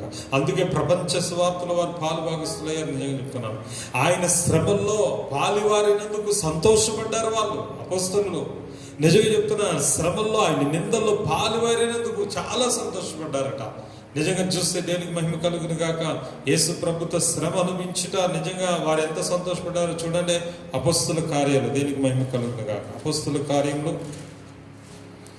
దేవుని స్తోత్రం 5వ అధ్యాయము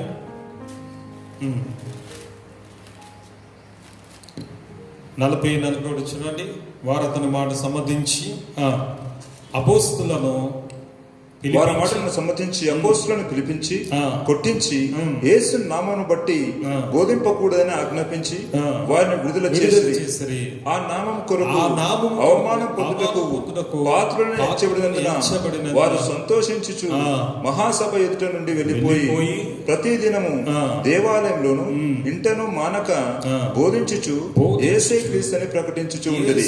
క్రీస్తుని ప్రకటించింది. హల్లెలూయా. అపోస్తలులు అంటగా యేసు ప్రభు శిష్యులు ఈ ప్రభుని క్రీస్తు తర్వాత సువార్త ప్రకటిస్తున్నప్పుడు శాస్త్రులు ప్రధాన యాజకులు వారిని పట్టుకుని మరి చెరసాల వేసి వారిని హింసించి కొరడాలతో కొట్టించి అవమానపరిచి వారిని విడిపించినప్పుడు నిజంగానే వారు ఆ నామం బట్టి చూడండి అవమానం పొందుట కొరకు పాత్రులమని ఎంచబడినందున వారు సంతోషించు మహాసభ నుంచి బయటకు వెళ్ళిపోయి మానక ప్రతి ఇంట మరి వారు మానక సువార్త ప్రకటించి బోధించి యేసే క్రీస్తుని ప్రకటించారు. అంటే శ్రమల కొరకు ప్రభుని యేసు క్రీస్తు వారు ఎలాగైతే సిద్ధపడ్డారో, కొరడా దెబ్బలుగానే సిద్ధపడ్డాడు ఆయన, మొండ్ల కిరీటాన్ని సిద్ధపడ్డాడు ఆయన, ఉమ్ము వేయించుకుంటానికి సిద్ధపడ్డాడు ఆయన, కాళ్ళతో పిడిగుద్దులు గుద్దబడ్డదానికి తన్నబడ్డానికి సిద్ధపడ్డాడు ఆయన, సిలువలో వేలాడి దిగబడడానికి సిద్ధపడ్డాడు. కనుక సోదరుడా యేసు ప్రభు శిష్యులు కూడా నిజంగా ఆ అంత శ్రమలు వారు ఆ ప్రభు యొక్క శ్రమలో పాలిభాగస్తులు వారు కూడా కొరడ దెబ్బలు తిన్నందుకు,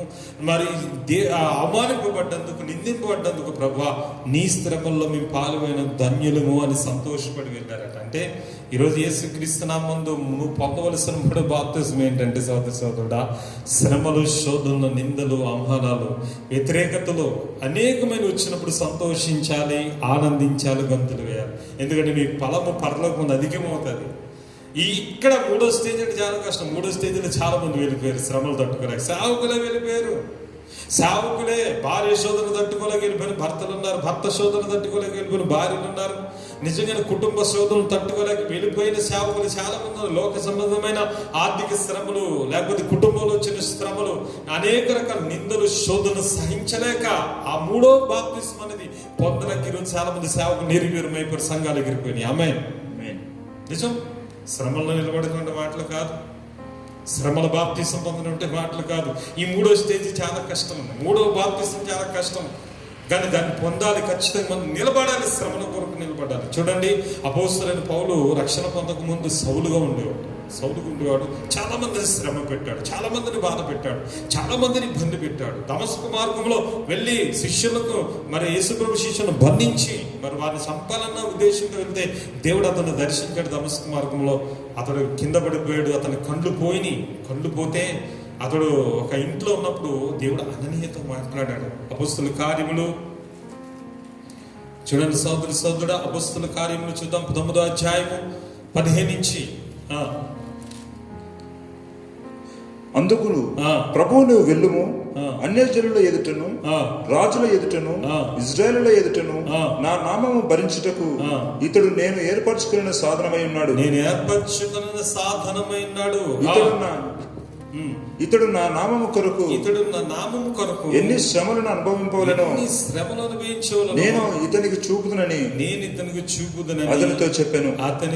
దేవునికి మహిమ కలుగును గాక అని అన్నాడు. ప్రభు వాడు దుర్మార్గుడు, వాడు చాలా మందిని బంధిస్తున్నాడు, వాడి దగ్గరికి వెళ్ళమంటే ప్రభు అన్నాడు. కానీ నువ్వు భయపడకనే వెళ్ళు, ఇదిగో ఇతడు నేను నా నిమిత్తం శ్రమ పడడానికి, నేను నా నిమిత్తం నిందల అవమానాలు భరించడానికి నేను ఏర్పరచుకున్న సాధనమైనాడు. ఎన్ని శ్రమలు అనిపించాలో ఇతడు చూపిస్తాను అని చెప్పాడు. నిజంగానే ఆ రోజు పౌలుకి మరి నిజంగానే ఆ రోజు బాప్తిసం పొందాడు. పరిశుద్ధాత్మను పొందిన తర్వాత సోదరు ఎన్ని శ్రమలు అనుభవించాడు పౌలు.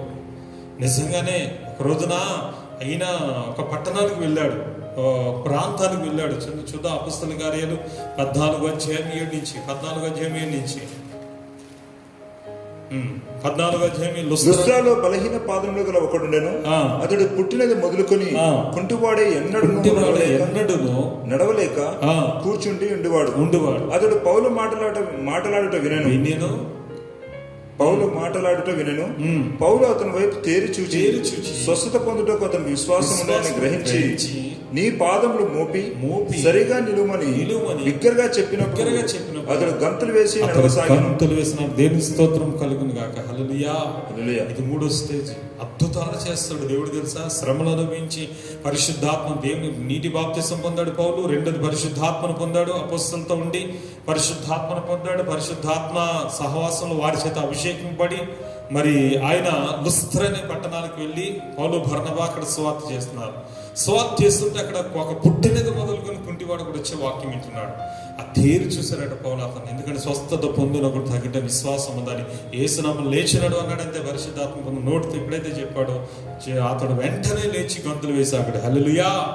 ఆ లుస్త్ర పట్టణస్థల ప్రాంతం వారు చూసి ఆశ్చర్యపోయారు. ఇదేంటిది, పుట్టినది మొదలుకొని కుంటివాడైన వ్యక్తికి కాళ్ళు రావడం ఏంటి, ఇది ఎంత ఆశ్చర్యము, ఇది ఎంత అద్భుతమని ఆ పట్టణస్థులందరూ పౌలును చూసి, అక్కడ బర్నబాను చూసి, ఇదిగో మా దేవతలు వచ్చారు, ఆ దుపతి హెర్మి అనే ఒక దేవతలు వచ్చారని వారిని ఊరేగించుకుంటూ తమ గుడి దగ్గరికి వెళ్ళి ఎడ్లను బలి ఇవ్వడానికి కూడా సిద్ధపడిపోతే ఆ పౌలు బర్నబాలు వస్త్రాలు చింపుకుని ఏడ్చారు వాళ్ళ దగ్గర. అయ్యా, ఇది మా శక్తి మా బలము కాదు, భూమి ఆకాశం సృజించిన ఆ దేవుని వైపు తిరగమని మిమ్మల్ని, మేము దేవుళ్ళం కాదు. ఈరోజు మీరు కూడా మావలే యేసుక్రీస్తు నమ్మండి, ఆయన నామములో పాపక్షమ బాప్తిసం పొందండి, మీరు పరిశుద్ధాత్మ వరం పొందుతారు. ఇది ప్రభు యేసుక్రీస్తు వల్ల జరిగిన అద్భుతమే కానీ మా వల్ల జరగలేదని పౌలు బర్నబా బ్రతిమలాడుకున్నారు. ఈలోగా వారు గిట్టిన వారు కొంతమంది యూదులు వచ్చి వారి మీద రాళ్ళు విసిరి వెళ్ళిపోయారట. దేవుని స్తోత్రం, హల్లెలూయా. చూడండి అక్కడ 19లో చదివితే అంతియోక నుండి ఈకోనియ నుండి యూదులు వచ్చి జన సమూహములను తమ పక్షంగా చేసుకొని పౌలు మీద రాళ్ళు రువి అతడు చనిపోయినని అనుకొని పట్టణం వెలుపలిగా అతని దేవుని స్తోత్రం. అక్కడ చేసిన అద్భుతం వల్ల ఎంతమంది సంతోషించారో నిజం. కొంతమంది యూదులు వచ్చి వాళ్ళు చెడగొట్టారట, చెప్పుడు మాటలు చెప్పి చెడగొట్టేశారు. నిజమే, అన్ని అద్భుతాలు చేసిన దైవజనుడు అక్కడ దొంగ అయిపోయాడు. నిజంగా అన్ని అద్భుతాలు చేసిన దొంగ, అద్భుతాలు చేస్తున్న దైవజనుడి మీద చెప్పుడు మాటలు ఎప్పుడెప్పటికి ఆ మాటలన్నీ నమ్మేసి తిరిగి అప్పటిదాకా దేవుడు దేవుడు దేవుడు అని ఊరేగించారు. ఆ క్షణం మీద రాళ్ళు ఎత్తి కొట్టేశారట. నిజంగానే పౌలును బర్నబాను ఇంకా దేవుళ్ళని పూజించారు అక్కడ. ఎప్పుడైతే ఈకోనే నుండి వచ్చిన కొంతమంది యూదులు జన సమూహం అక్కడ ఉన్న వాళ్ళు ప్రేరేపించారు.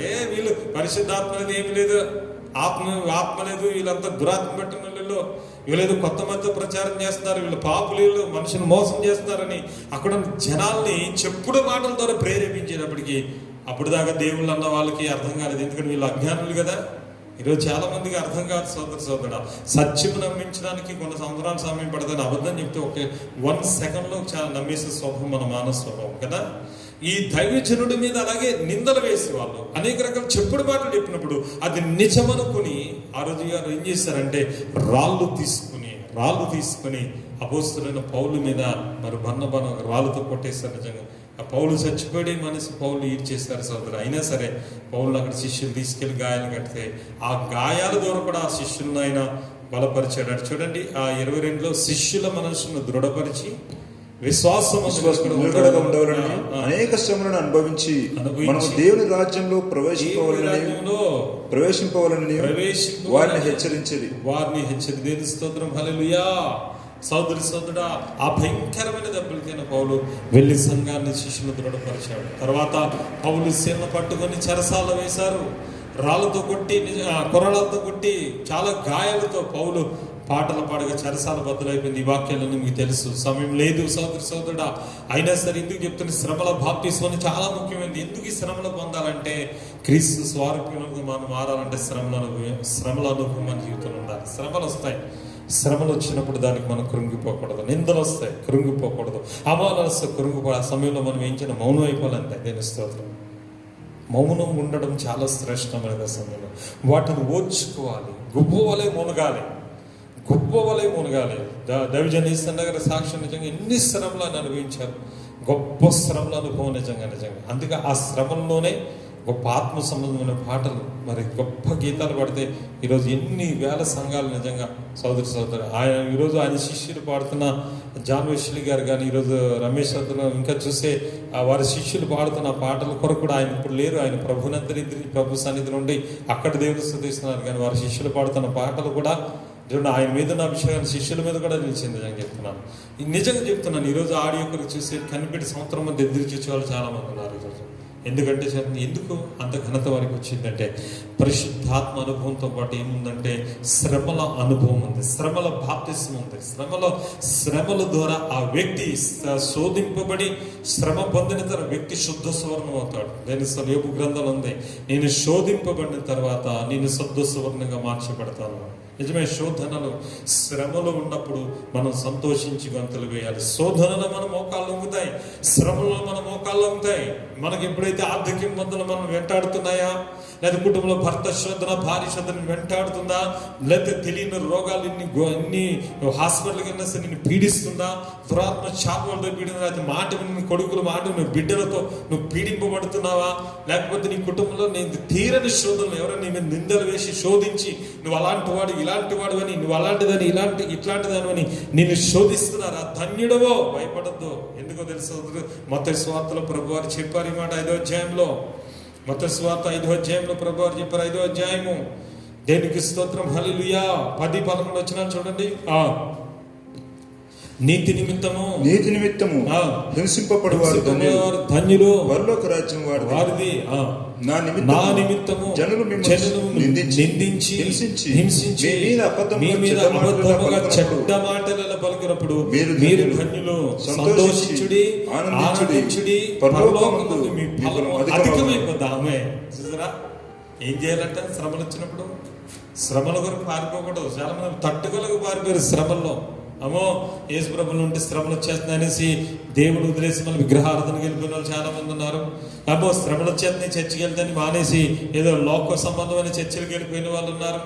లేకపోతే శ్రమలు వచ్చేస్తున్నాయి సేవలని తట్టుకోలేక వచ్చిన శ్రమలు బట్టి వెనుతిరిగి పారిపోయి సేవ చేయకుండా ఆ సేవను పక్కకు త్రోసేసిన వారు ఉన్నారు. ఈరోజు ఆ శ్రమలు తట్టుకోలేక ఈరోజు ప్రభువుని విడిచిపెట్టిన వారు ఉన్నారు. కానీ నా నిమిత్తము, నా స్వార్థ నిమిత్తం మీరు నిందింపబడినా, హింసింపబడినా, మీ మీద జనులు నిందించి అబద్ధముగా చెడ్డ మాటలు పలికిన మీరు ధన్యులు, పరలోకమందు మీ ఫలం అధికమైపోతుందండి. శ్రమల బాప్తిసం చాలా ముఖ్యమైనది. శ్రమల బాప్తిసం మనం అందరం పొందాలి. శ్రమలు నిన్ను పరిపూర్ణతలోకి నడిపిస్తాయి. మూడో బాప్తిసం దేనికి మహిమ కలుగును గాక. హల్లెలూయా, హల్లెలూయా. చూడండి అపొస్తలుల గారు 20వ అధ్యాయంలో పౌలు గారు అంటున్నారు, 20వ అధ్యాయం 22 నుంచి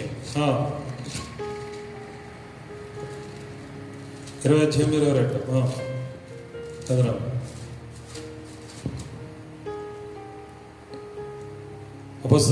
ఇదిగో నేనిప్పుడు ఆత్మయందు బంధింపబడిన వాడిని యెరూషలేమునకు వెళ్ళుచున్నాను.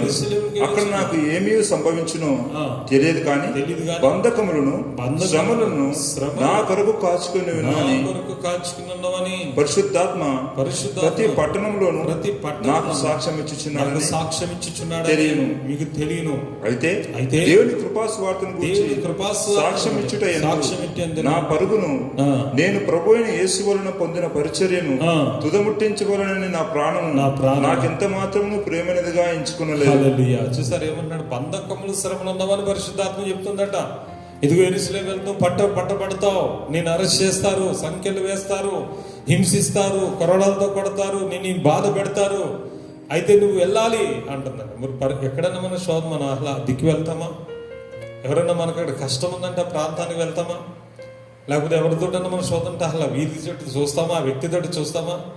కానీ సోదరుడు అపొస్తలుడైన పౌలైతే యెరూషలేము ప్రాంతంలో బంధకాలు, శ్రమలు తన కొరకు కాచుకుని తెలిసి కూడా ఏమన్నాడు ఆయన? యెరూషలేముకు వెళ్తాను అన్నాడు. ఎందుకో తెలుసా? ప్రభు అయిన కృపను బట్టి నాకు అనుగ్రహింపని కృపా సువార్తను తుదముట్టింపవలనని నా ప్రాణము నాకు ఎంత మాత్రం ప్రియమైనదిగా ఎంచుకునటలేదు. శ్రమల ద్వారా శ్రమలే మేలైన అన్నాడు. నేను క్రీస్తునందు శ్రమ పడుటే నాకు మేలు అన్నాడు ఆయన. నిజమే, భక్తిహీనులతో ఉంటాడు కానీ నేను క్రీస్తు యేసు సహవాసులు ఆయనతో శ్రమ అనుభవించిన మేలు నాన్న మేలు. ఎందుకంటే చూడండి, దేని స్తోత్రం కలుగును గాక. హల్లెలూయా. మనకి శ్రమలు వచ్చినప్పుడు మనలో ఏముండాలి? రోమీయులకు రాసిన 5వ అధ్యాయము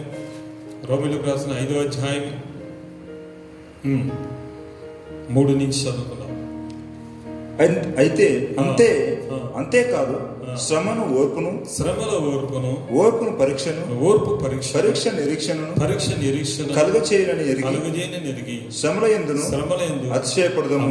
ఎందుకు శ్రమలు వస్తాయంటే మనలో ఓర్పు కలగడానికి. ఆమేన్. నిజమే. పరిశుద్ధాత్మ పొందిన వ్యక్తి కూడా ఓర్పు లేదు. నిజంగా నాలోనే చాలా ఓర్పు లేక ఎన్నోసార్లు పట్టుకుపోయింది. నిజంగా దేవునికి స్తోత్రం కలుగును కాక.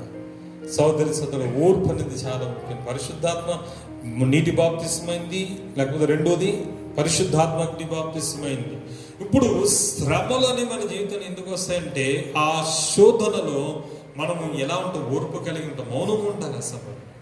ఎందుకంటే ఆ వచ్చే నిందలు భరించడం చాలా కష్టం. ఆ మాటలు భరించడం, గుణపాలలో గుచ్చుకుంటే మనలో వారు చేస్తున్న శోధన, వారు దూషిస్తున్న దూషణ మాటలు, వారు వేస్తున్న అభాండాలు, లేకపోతే వారు వేలు పెట్టి చూపించి ఇట్లాంటోడు అట్లాంటోడు, లేకపోతే ఇలాంటిది అట్లాంటిది, లేకపోతే ఇలా చేశారు అలా చేశారని లేనిపోని మాటలు నిన్ను దూషిస్తూ ఆ సులాలలో గుచ్చుకుంటుంటే నిజంగా చెప్తున్న సోదరుడు రక్త కన్నీరే. నిజంగా దేవుని తట్టుకోలేము. శ్రమను తట్టుకుంటాం మన వల్ల కాదు. కానీ ఆ సమయంలో ఆ శ్రమలో మనం మోకాళ్ళేసి కన్నీటితో ప్రభు దగ్గర ప్రార్థన చేయడం ద్వారా మనకు ఏం కలుగుతుంది? శ్రమలో అంటే ఓర్పు కలుగుతుంది. ఓర్పు ద్వారా దేవుడు నిన్ను పరీక్షిస్తాడు. పరీక్ష ద్వారా నిరీక్షణ కలగజేసి నిన్ను అత్యున్నతమైన స్థితిలో దేవుడు నిన్ను హెచ్చిస్తాడు. దేనికి మహిమ కలుగును గాక. హల్లెలూయా. నిన్ను పరీక్షిస్తాడు. శ్రమల ద్వారా దేవుడు పరీక్ష నిలబడగలుగుతాడా లేదా? నేను వాడుకునే పాత్ర అవుతాడా లేదా? ఈ శ్రమలో ఇతడు వాడుకునే పాత్ర అవుతాడా లేదా? వెళ్ళిపోతాడా అని అనేకమైన శ్రమల్లో పరీక్షిస్తాడు. నిజంగా ఎన్నో శ్రమలు అనుభవించిన మోషే ఎన్ని శ్రమలు అనుభవించాడు ప్రజల కొరకు. అయ్యో మీరంతా నన్ను చంపమని కూడా ప్రార్థన చేశాడు, శ్రమను తట్టుకోలేక. నిజంగా అంత సాత్వికుడు భూజనులందరిలో. నిజంగా చెప్తున్నాను, పౌలు పడ్డ శ్రమ, అపోస్తులు పడ్డ శ్రమ, యేసు ప్రభువారు పడ్డ శ్రమలు చాలా భయంకరమైన శ్రమలు. ఆ శ్రమలే వాళ్ళు పరిపూర్ణంగా మార్చింది. దేనికి మహిమ కలుగును గాక. హల్లెలూయా, హల్లెలూయా. అందుకని ఈ శ్రమలను మనం ఏమాత్రం లక్ష్య పెట్టకూడదు, ఏమాత్రం కూడా మనం భయపడకూడదు. శ్రమల గురించి మనం ఏమాత్రం కూడా ఆలోచించకూడదు. ఎందుకంటే 2 కొరింథీ 1:5-6 చూస్తే క్రీస్తు శ్రమలలో మనమందరం పాలి భాగస్థలం అవ్వాలి. 2 కొరింథీ 1:5-6. క్రీస్తు యొక్క శ్రమలు మా యందు ఎలాగ విస్తరించుచున్నవో అలాగే క్రీస్తు ద్వారా ఆదరణయు మాకు విస్తరించుచున్నది.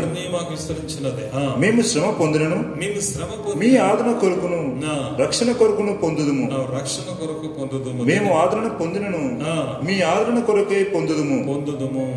ఈ ఆదరణ మేము కూడా పొందుచున్నట్టు ఆ శ్రమలను ఓపికతో సహించుటకు కార్యసాధకమై ఉన్నాయి. ఆమేన్.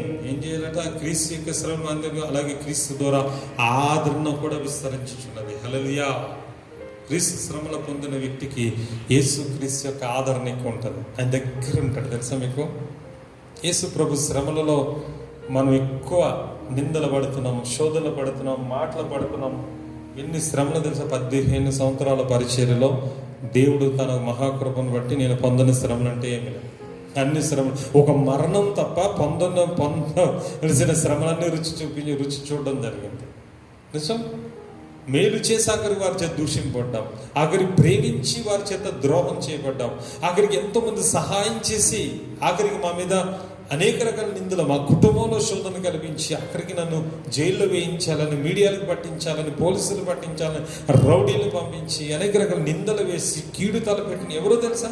ఆత్మీయ బిడ్డలు అందరూ కూడా నా చేత బాప్తిసం ఇచ్చి నేను వారి యొక్క జీవితంలో బాగు రావాలని, వారికి మంచి జాబ్స్ రావాలని, వారికి మంచి వివాహాలు జరగాలని, వారి కుటుంబంలో శాంతపడే మాతృక శక్తులు ఆఖరికి వారి నా మీద నిందలు వేసి శోధించి, ఎన్ని శోధనలు వచ్చినట్టు నాకు బయట అన్ని ద్వారా రాలేదు, సంఘంలో ఉన్న ఆత్మీయ బిడ్డల ద్వారా వచ్చినాయి.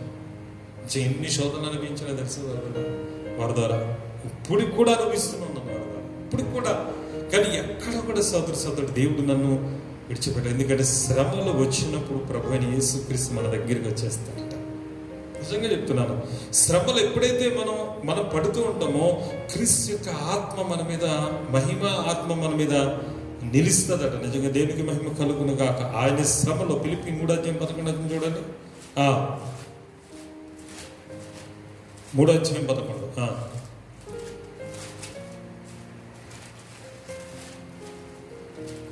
ఫిలిప్పీ రాసిన 3:11 సార్.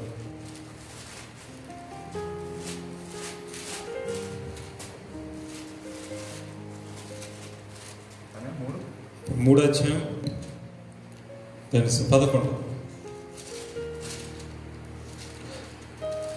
నాకు పునరుద్ధానం కలగవలనని ఆయన మరణ విషయంలో ఏ విధం చేతనైనను మృతుల నుండి నాకు పునరుద్ధానం కలగవలనని ఆయన మరణ విషయంలో సమాన అనుభవం గలవాడని ఆయనను ఆయన పునరుద్ధానమును ఎరుగు నిమిత్తమును ఆయన శ్రమలలో పాలివాడగుట ఎట్టిదో ఎరుగు నిమిత్తమును సమస్తమును నష్టపరుచుకొని వాటిని పెంటతో సమానంగా ఎంచుకుంటున్నాను. శ్రమలలో పాలివాడను అంటే ఆయన సమస్తం పెంటగా ఎంచుకున్నాడు. దీని అర్థం ఏంటి? శ్రమల్లో పాల్గొనడానికి సమస్తం పెంటగా ఎంచుకోవాలి అంటే ఏంటి? నిజమే. ఈరోజు నిన్ను దూషిస్తున్నారు ఈరోజు సోదరుడు, లేకపోతే నీ ఆస్తిని, లేకపోతే నీకు వచ్చిన దాన్ని ఎంతోమంది, లేకపోతే నువ్వు బాగా సంపాదించుకున్నావు, లేకపోతే బాగుపడిపోయావు, లేకపోతే అదని ఇదని మీద నిందలు వేస్తున్నప్పుడు సోదరుడా, లేనిపోని నిందల్ని మీరు వేస్తున్నప్పుడు నిజంగా చెప్తున్నాను సోదరుడు, అది పెంటగానే ఎంచుకోవాలి. ఈరోజు పెంట, ఏదైనా పెంట. నిజంగా దేవుని స్తోత్రం. ఒకవేళ ఎవరన్నా అన్యాయం దోసుకుని విడిచిపెట్టేయాలి. నిజంగా ఒకవేళ నీ మీద అన్యాయంగా నేను వ్యతిరేకంగా తీర్పు తెచ్చినా సరే, కానీ దేవుని స్తోత్రం, దేవుని చిత్తం ఎలాగుందేమో అని మనం ఓర్పుతో నిలబడకపోవడం సమస్తం పెంటగా ఎంచుకుంటాం. ఇది ఎప్పుడైతే ఈ శ్రమలో నేను నిలబడ్డామో మహిమా స్వరూపైన ఆత్మని మీద నిలుస్తుందట. ఏం నిలుస్తుంది? మహిమా స్వరూపైన. 1 పేతురు 4:12 నుంచి చదువు. 1 పేతురు 4:12 ముగించేస్తాను. 2 రిఫరెన్స్లు చెప్పి వాక్యం ముగించేస్తాను. 1 పేతురు 4:12 నుంచి ప్రియులారా, ప్రియులారా, మిమ్మల్ని శోధించుటకు మీకు కలుగుచున్న అగ్ని వంటి మహాశ్రమను గూర్చి మీకేదో ఒక వింత సంభవించినట్లుగా ఆశ్చర్యపడద్దు. క్రీస్తు మహిమ బయలుపరచబడినప్పుడు మీరు మహా ఆనందంతో సంతోషించు నిమిత్తము క్రీస్తు శ్రమలలో మీరు పాలువారినంతగా సంతోషించుడి. ఇప్పుడు మనకు వచ్చే శ్రమల్లో ఏది అయిపోతుందని భయపడదు. ఎందుకో తెలుసా? ఈ శ్రమల బాప్తిస్మం మనం పరిపూర్ణంగా మారుస్తుంది. నీలో అహంకారం చేస్తుంది, గర్వం చేస్తుంది, కోపం చచ్చిపోతుంది. శ్రమల ద్వారానే నువ్వు మెత్తగా మారిపోతావు. ఎవరు ఏదైనా సరే నువ్వు పట్టించుకో. శ్రమల ద్వారా ఎలాగంటే ఒక యోగి వల్ల అయిపోతావు అనమాట. ఎవరు దూషించినా సరే చూడండి, ఒకవేళ ఆ యొక్క శ్రమల బాప్తిస్మం నీళ్ళు లేదని ఎవరికి చిన్న మాట నీకు కోపం వస్తుంది. వాడికి ఏం అవసరం, నేను ఊరుకోను, వాడితో కొట్లాడ పెట్టుకుంటానంట. ఎవరు నీకు అన్యాయం చేసినా వారితో ఊరుకో, గొడవలు పెట్టుకుంటావు. ఎవరన్నా నీ మీదకి అన్యాయం చేసినా నువ్వు ఏమాత్రం కూడా ఊరుకో, వెళ్ళిపోయి వాళ్ళతో కొట్లాట స్టార్ట్ చేస్తావు. ఎందుకంటే శ్రమను నలగలేదు, నలగగొట్టబడ్డాడు ప్రభు యేసుక్రీస్తు. అందుకే ఆయన మూసిన వారికి మూవ్ వేయలేదు, కొరడాలతో కొట్టిన వారిని ఏమనలేదు, రెలితో కొట్టిన వారిని ఏమనలేదు, ముండ్ల కిరీటం పెట్టిన వారికి కూడా ఏమనలేదు. అక్కడికి మేకులు కొట్టిన వారిని కూడా తండ్రి వీరేమి చేయించున్నది వీరిని క్షమించమని చెప్పగలిగారంటే ఆయన శ్రమల ద్వారా నలగొట్టబడ్డాడు ఆయన. అందుకే మరణం అనే ముళ్ళుని విరవగలిగాడు. ఈరోజు శ్రమలతో నువ్వు ఉన్నప్పుడు సోదరుడా, మనకేది వింత సంభవించిన క్రీస్తు మహిమ బలిపరి మీరు మహానంద సంతోషంతో క్రీస్తు శ్రమలో పాల్గొని నన్ను సంతోషించాలి. దేని స్తోత్రం. ఆమేన్. చూడండి, ఎందుకో తెలుసా? కింద వాక్యం చదువునారా? 14 క్రీస్తు నామం నిమిత్తము మీరు నింద పాలైన ఎడల మహిమా స్వరూపైన ఆత్మ అనగా దేవుని ఆత్మ మీ మీద నిలిచిచున్నాడు కనుక మీరు ధన్యులు. ఆమేన్. హల్లెలూయా. అది ఎందుకు ఈరోజు మన శ్రమల నిందలు భరించాలంటే మహిమా స్వరూపైన దేవుని ఆత్మ నీ మీద నా మీద నిలుస్తుంది. నిజమే. ఈరోజు ఎన్ని శ్రమలో, ఎన్ని నిందలో, ఎన్ని ఒత్తుల్లో అక్కడికి గుబ్బోవాలే మూలుగామండి. ఏం చెప్పాలో తెలియదు వాళ్ళతో, ఏం వాదించలేదు ఎవరికి. అయ్యే మేము అది చేయలేదు, ఇది చేయలేదు చెప్పడానికి ఎవరికి ప్రయత్నం చేయలేదు. పాస్టర్ గారు అలాగంట, పాస్టర్ ఇలాగంట, అలాంటోడంట, ఇట్లాంటోడంట అనేసి విపరీతమైన ఎవరి దగ్గరికి వెళ్ళి మేము అలాంటోళ్ళం కాదని నేను చెప్పుకుంటాను కూడా ప్రయత్నం చేయలేదు. ఎందుకో తెలుసా? ఆ శ్రమలలో మాకేం కావాలంటే మహిమా స్వరూపిణాత్మ మా మీద రావాలి. గట్టిగా చెప్పలకూడదు దేని మీద. ఎందుకో తెలుసా? ఎవరి దగ్గరికి చెప్పినా మాకు అనవసరం. ఎందుకంటే ఏ మనిషి కూడా మాకు సహాయం చేయడు. మేము మా నీతి ఏంటో, మేము దేవుని దగ్గర ఎంత పరిశుద్ధత కలిగినాం, మేము ఎలా వెంబడిస్తున్నామో నా దేవునికి నాకు తెలుసు చాలు. ఆయన చూసుకుంటాడు ఖచ్చితంగా. అందుకే ఎవరు ఏమన్నా, ఎంత దూషించినా, వారెన్ని మాటలన్నా, ఆఖరికి ఎంత వ్యతిరేకంగా చేసినా వారి దగ్గరికి వెళ్ళి ఎందుకమ్మా ఇలా చేస్తున్నారు, ఎందుకయ్యా ఇలా చేస్తున్నారని వారిని అడగలేదు. వారిని కనీసం హెచ్చరిక కూడా చేయలేదు. వాళ్ళతో మేము భౌతికంగా ఏ కొట్లాట పెట్టలేదు. ఎందుకంటే తెలుసా? పరలోకమందు ఫలం అధికం అవ్వాలి మాకు. లోకంలో ఉన్నప్పుడు ఈ నిందల శ్రమల ద్వారా దేవుడు ఇంకా హెచ్చిస్తాడు. దేవుడు ఇంకా హెచ్చిస్తూనే ఉన్నాడు. మహిమా స్వరూపిణ ఆత్మతో నింపుతూనే మా మోకాళ్ళు ఇంకా బలపడ్డే శ్రమలో మేము ఇంకా బలపడ్డాం, మీ ప్రార్థనలో బలపడ్డాం, విశ్వాసంలో బలపడ్డాం, ఇంకా షార్ప్ అయిపోయాము. ఎలాగంటే అగ్నిలో కాల్చని ఇనుము ఆ కాల్చి కొట్టే కొద్ది ఎలాగైతే ఒక కత్తిలా తయారవుతుందో ఆ కత్తిలా కొడవల నిరుపిడి రానుగా దేవుడు మార్చేస్తాడు ఈరోజు. ఆమేన్. నిజంగా చెప్తున్న సోదరుడా, దేవుని ఆత్మ ఊరికినే రాలేదు. శ్రమల్లోనే వచ్చింది, నాకు శోధనలోనే వచ్చింది, నిందలో వచ్చింది, స్వజనుల వల్ల, బయట వారి వల్ల, వ్యతిరేక వ్యక్తుల వల్ల ఎన్ని శోధనలు, ఎన్ని నిందలు. నరకం అంటే ఏంటో ఇక్కడ చూస్తాను. నిజంగా చెప్తున్నా, దేవుని స్తోత్రం. అది ఈరోజు అనేక వేల మందికి ఉపయోగపడే ఒక సాధనంగా మారడానికి శ్రమల కారణమైన. ఆమేన్. మీలో నాకు ఆమేన్. ఈరోజు గొప్ప వ్యక్తిని అంటలేదు, క్రీస్తు శ్రమలలో పాలుభాగస్తున్న అవడానికి దేవుడు ఈరోజు నాకు దేవుడు అవకాశం ఇచ్చాడు. దేవునికి స్తోత్రం కలుగును గాక. హల్లెలూయా, హల్లెలూయా, హల్లెలూయా. చూడండి, ఆ మొదటి పేరు 2వ అధ్యాయం 19 చూద్దాం. 2వ అధ్యాయం 19. 2వ అధ్యాయం 19 మొదటి పేరు. ఎవడైనాను అన్యాయముగా శ్రమ పొందుచు దేవుని కూర్చిన మనస్సాక్షిని కలిగి దుఃఖము సహించిన అది హితమగును. దేని స్తోత్రం. హల్లెలూయా. తప్పిదమైన దెబ్బలు తిన్నప్పుడు మీరు సహించిన ఎడల మీకేమి గనము? మేలు చేసి బాధపడినప్పుడు మీరు సహించిన ఎడల అది దేవునికి హితమగును. అది హల్లెలూయా. తప్పు చేసి దెబ్బలు తింటే వేరే సంగతి.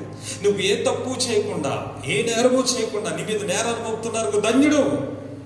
అది దేవునికి హితమైందట.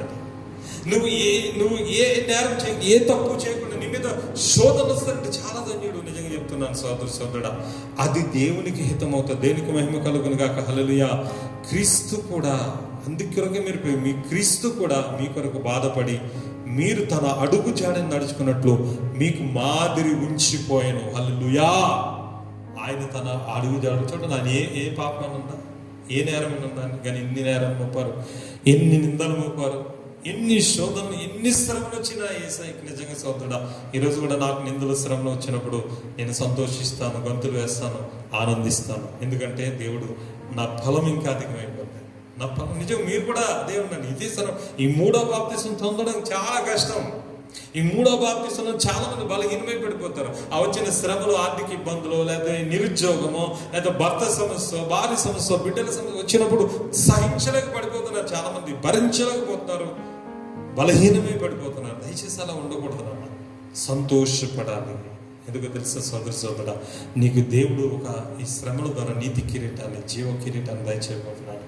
ఖచ్చితంగా బలా నమ్మకమైన మంచి దాసుగా మంచి పోరాడి తిని అన్నాడు పౌలు. మంచి పోరాటం, శ్రమలు, నిందలు అన్నీ మనకు మేలవుతాయి. శోధన మనం ఆత్మపూర్ణంగా మార్చేస్తారండి. ప్రార్థనలు మోకాలు బలపడతాయి. శరీరాశలు నీకు దూరం అయిపోతాయి. మనుషాశునికి దూరం. శరీరాన్ని గెలవాలంటే శ్రమలే. ఆ శ్రమల్లో మొత్తం నీ యొక్క హృదయం అంతా దేవుని వైపు ఎత్తపడతారు. ఎంతవరకు అంటే నువ్వు సహింపగలిగినంతకంటే ఎక్కువ ప్రభు శోధింపబడినవి. ఆ శోధనలో కూడా నీకు తప్పించుకునే మార్గాన్ని ఇస్తాడు. కొంచెం కాలమే శ్రమలు. చూడండి మొదటి పేతురు 5వ అధ్యాయము 10వ వచనం చూడండి. 5వ అధ్యాయం 10వ వచనం. తన నిత్య మహిమకు క్రీస్తునందు మిమ్మును పిలిచిన సర్వ కృపానిధి దేవుడు కొంచెం కాలం మీరు శ్రమ పడిన తర్వాత ఎంతకాలం అట? ఎందుకు శ్రమలు ఇస్తాడు దేవుడు? నేను శ్రమ ద్వారా పరీక్ష ద్వారా శ్రమలన్నీ ఓర్పు పరీక్ష నిరీక్షణ కలగాలి. ఎందుకంటే దేవుడికి వాడబడే ఒక సాధనం అవ్వాలి.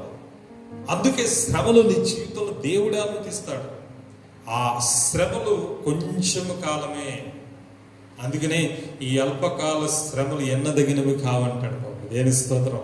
రోమిలికి రాసిన పత్రిక సమయంలో చాలా రిఫరెన్స్లు చెప్పినప్పటికీ ఇంకా చాలా ఉన్నాయి. అల్పకాల శ్రమలు ఎన్నదగినవి కావంటాడు ఆయన. కానీ కొంచెము కాలము శ్రమ పడిన తర్వాత ఆ ప్రభువు తానే చూడండి ఏం చేస్తారట? పిలిచిన సర్వకృపాన్ని కొంచెము శ్రమ పడిన తర్వాత పిమ్మట తానే మిమ్మును పరిపూర్ణులుగా చేసి స్థిరపరిచి బలపరచును. హల్లెలూయా.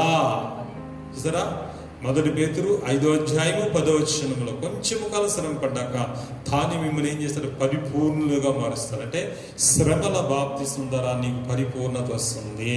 ఆమేన్. మనం పొందవలసిన బాప్తిసాలు 3 అర్థమై ఉంటుంది. చాలా మందికి అర్థం కాలేదు. ఈ 3 బాప్తిసాలు అంటే మనం 3వసారి ఉంచుతారేమో, ఇప్పటికే 2వసారి బాప్తిసం అనుకున్నారు. కానీ సోదరుడా, శ్రమల బాప్తిసం మనం పరిపూర్ణంగా మారుస్తుంది, పరిశుద్ధునిగా మారుస్తుంది. నేను పరలోకంలో అత్యున్నతమైన స్థితి. ఎందుకంటే శ్రమలో పడ్డ వారందరికీ కూడా పరలోకంలో ప్రత్యేకమైన స్థితి ఉంది. ప్రత్యేకమైన ఆశీర్వాదం ఉంది వాళ్ళకి, ప్రత్యేకమైన జీవితం ఉంది వాళ్ళకి, ప్రత్యేకమైన ఉన్నతమైన స్థితి. అక్కడ చాలా సంతోషకరమైన జీవితం ఉంది. శ్రమలో క్రీస్తు చేస్తున్న శ్రమలు అనుభవించడానికి నిజమే. కొంచెం కాలమే శ్రమలు. ఆ శ్రమల నుంచి కూడా ప్రభు మనం విడిపిస్తాడు. ఈ శ్రమల బాప్తిసం మనం పొందడానికి కూడా సిద్ధం ఉండాలి. అప్పుడే ఆయన కుడి పార్శ్వం ముందు ఎడమ పక్కన కూర్చున్నారు మన అర్హులం అవుతాం. ఆయన సింహాసనం పక్కన మనకు కూడా సింహాసనం వేయబడుతుంది.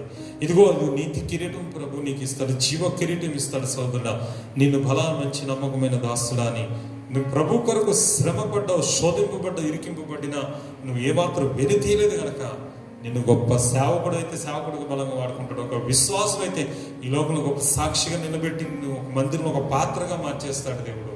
కానీ ఆ శ్రమలు ఎంతకాలం? కొంచెం కాలం, ఎక్కువసేపు ఏం కాదు, కొద్ది కాలం. అది కూడా పరీక్ష నిమిత్తం దేవుడు ఇస్తాడు. ఈ శ్రమల బాప్తిజం పొందాక మనం దేవుడు పరిపూర్ణంగా మారుస్తాడు. ఆయన రాకల్లో మనం అందరం కూడా ఎత్తబడతాం. ఒక ఉన్నత స్థితి పరలోకంలో కూడా ఉన్నాయి. మొదటి ఆకాశం, మూడో ఆకాశం అంటే పరదేశ్. అక్కడ ఎవరికంటే ఇది మామూలు విశ్వాసులకి. రెండో ఆకాశంలో ఆయనతో శ్రమను మించి హతసాక్షులైన ఆత్మ రెండో ఆకాశంలో ఒక ప్రత్యేకమైన స్థానం కల్పించాడు. ఆ మొదటి ఆకాశం ప్రభు సింహాసనంలో ఆయనతో పరిశుద్ధులు, దూతలు, కెరూబులు, సెరూబులు ఉన్న స్థలం. అది నిజంగా చెప్తున్నాను సోదరుడా. నిజంగా ఇటువంటి అనుభవం మనం వెళ్ళాలంటే మనకి మూడో బాప్తిసం, మొదటి బాప్తిసం నీటి బాప్తిసం, రెండోది పరిశుద్ధాత్మని బాప్తిసం, మూడోది శ్రమల బాప్తిసం. 3 బాప్తిసం మనం పొందితే పరిపూర్ణం అవుతాం. దేవుడి వాక్యం దీవించును గాక. ఆమేన్. స్తోత్రం, దేవుని స్తోత్రం. సోదరుడా, మరి మీ అందరికి కూడా వాక్యం అర్థమైందని నేను నమ్ముచున్నాను. నిజంగా దేవుడు మనతో మాట్లాడిన ఈ వాక్యాలన్నీ కూడా పరిశుద్ధాత్మ దేవుడే మాట్లాడుతున్నాడు. పరిశుద్ధాత్మ ప్రేరేపణ వల్లే. మాకు ఎటువంటి అనుభవం లేదు సోదరుడు. నేను ఏ బైబిల్ ట్రైనింగ్ కాలేదు, కేవలం శ్రమల అనుభవం చెప్తున్నాను.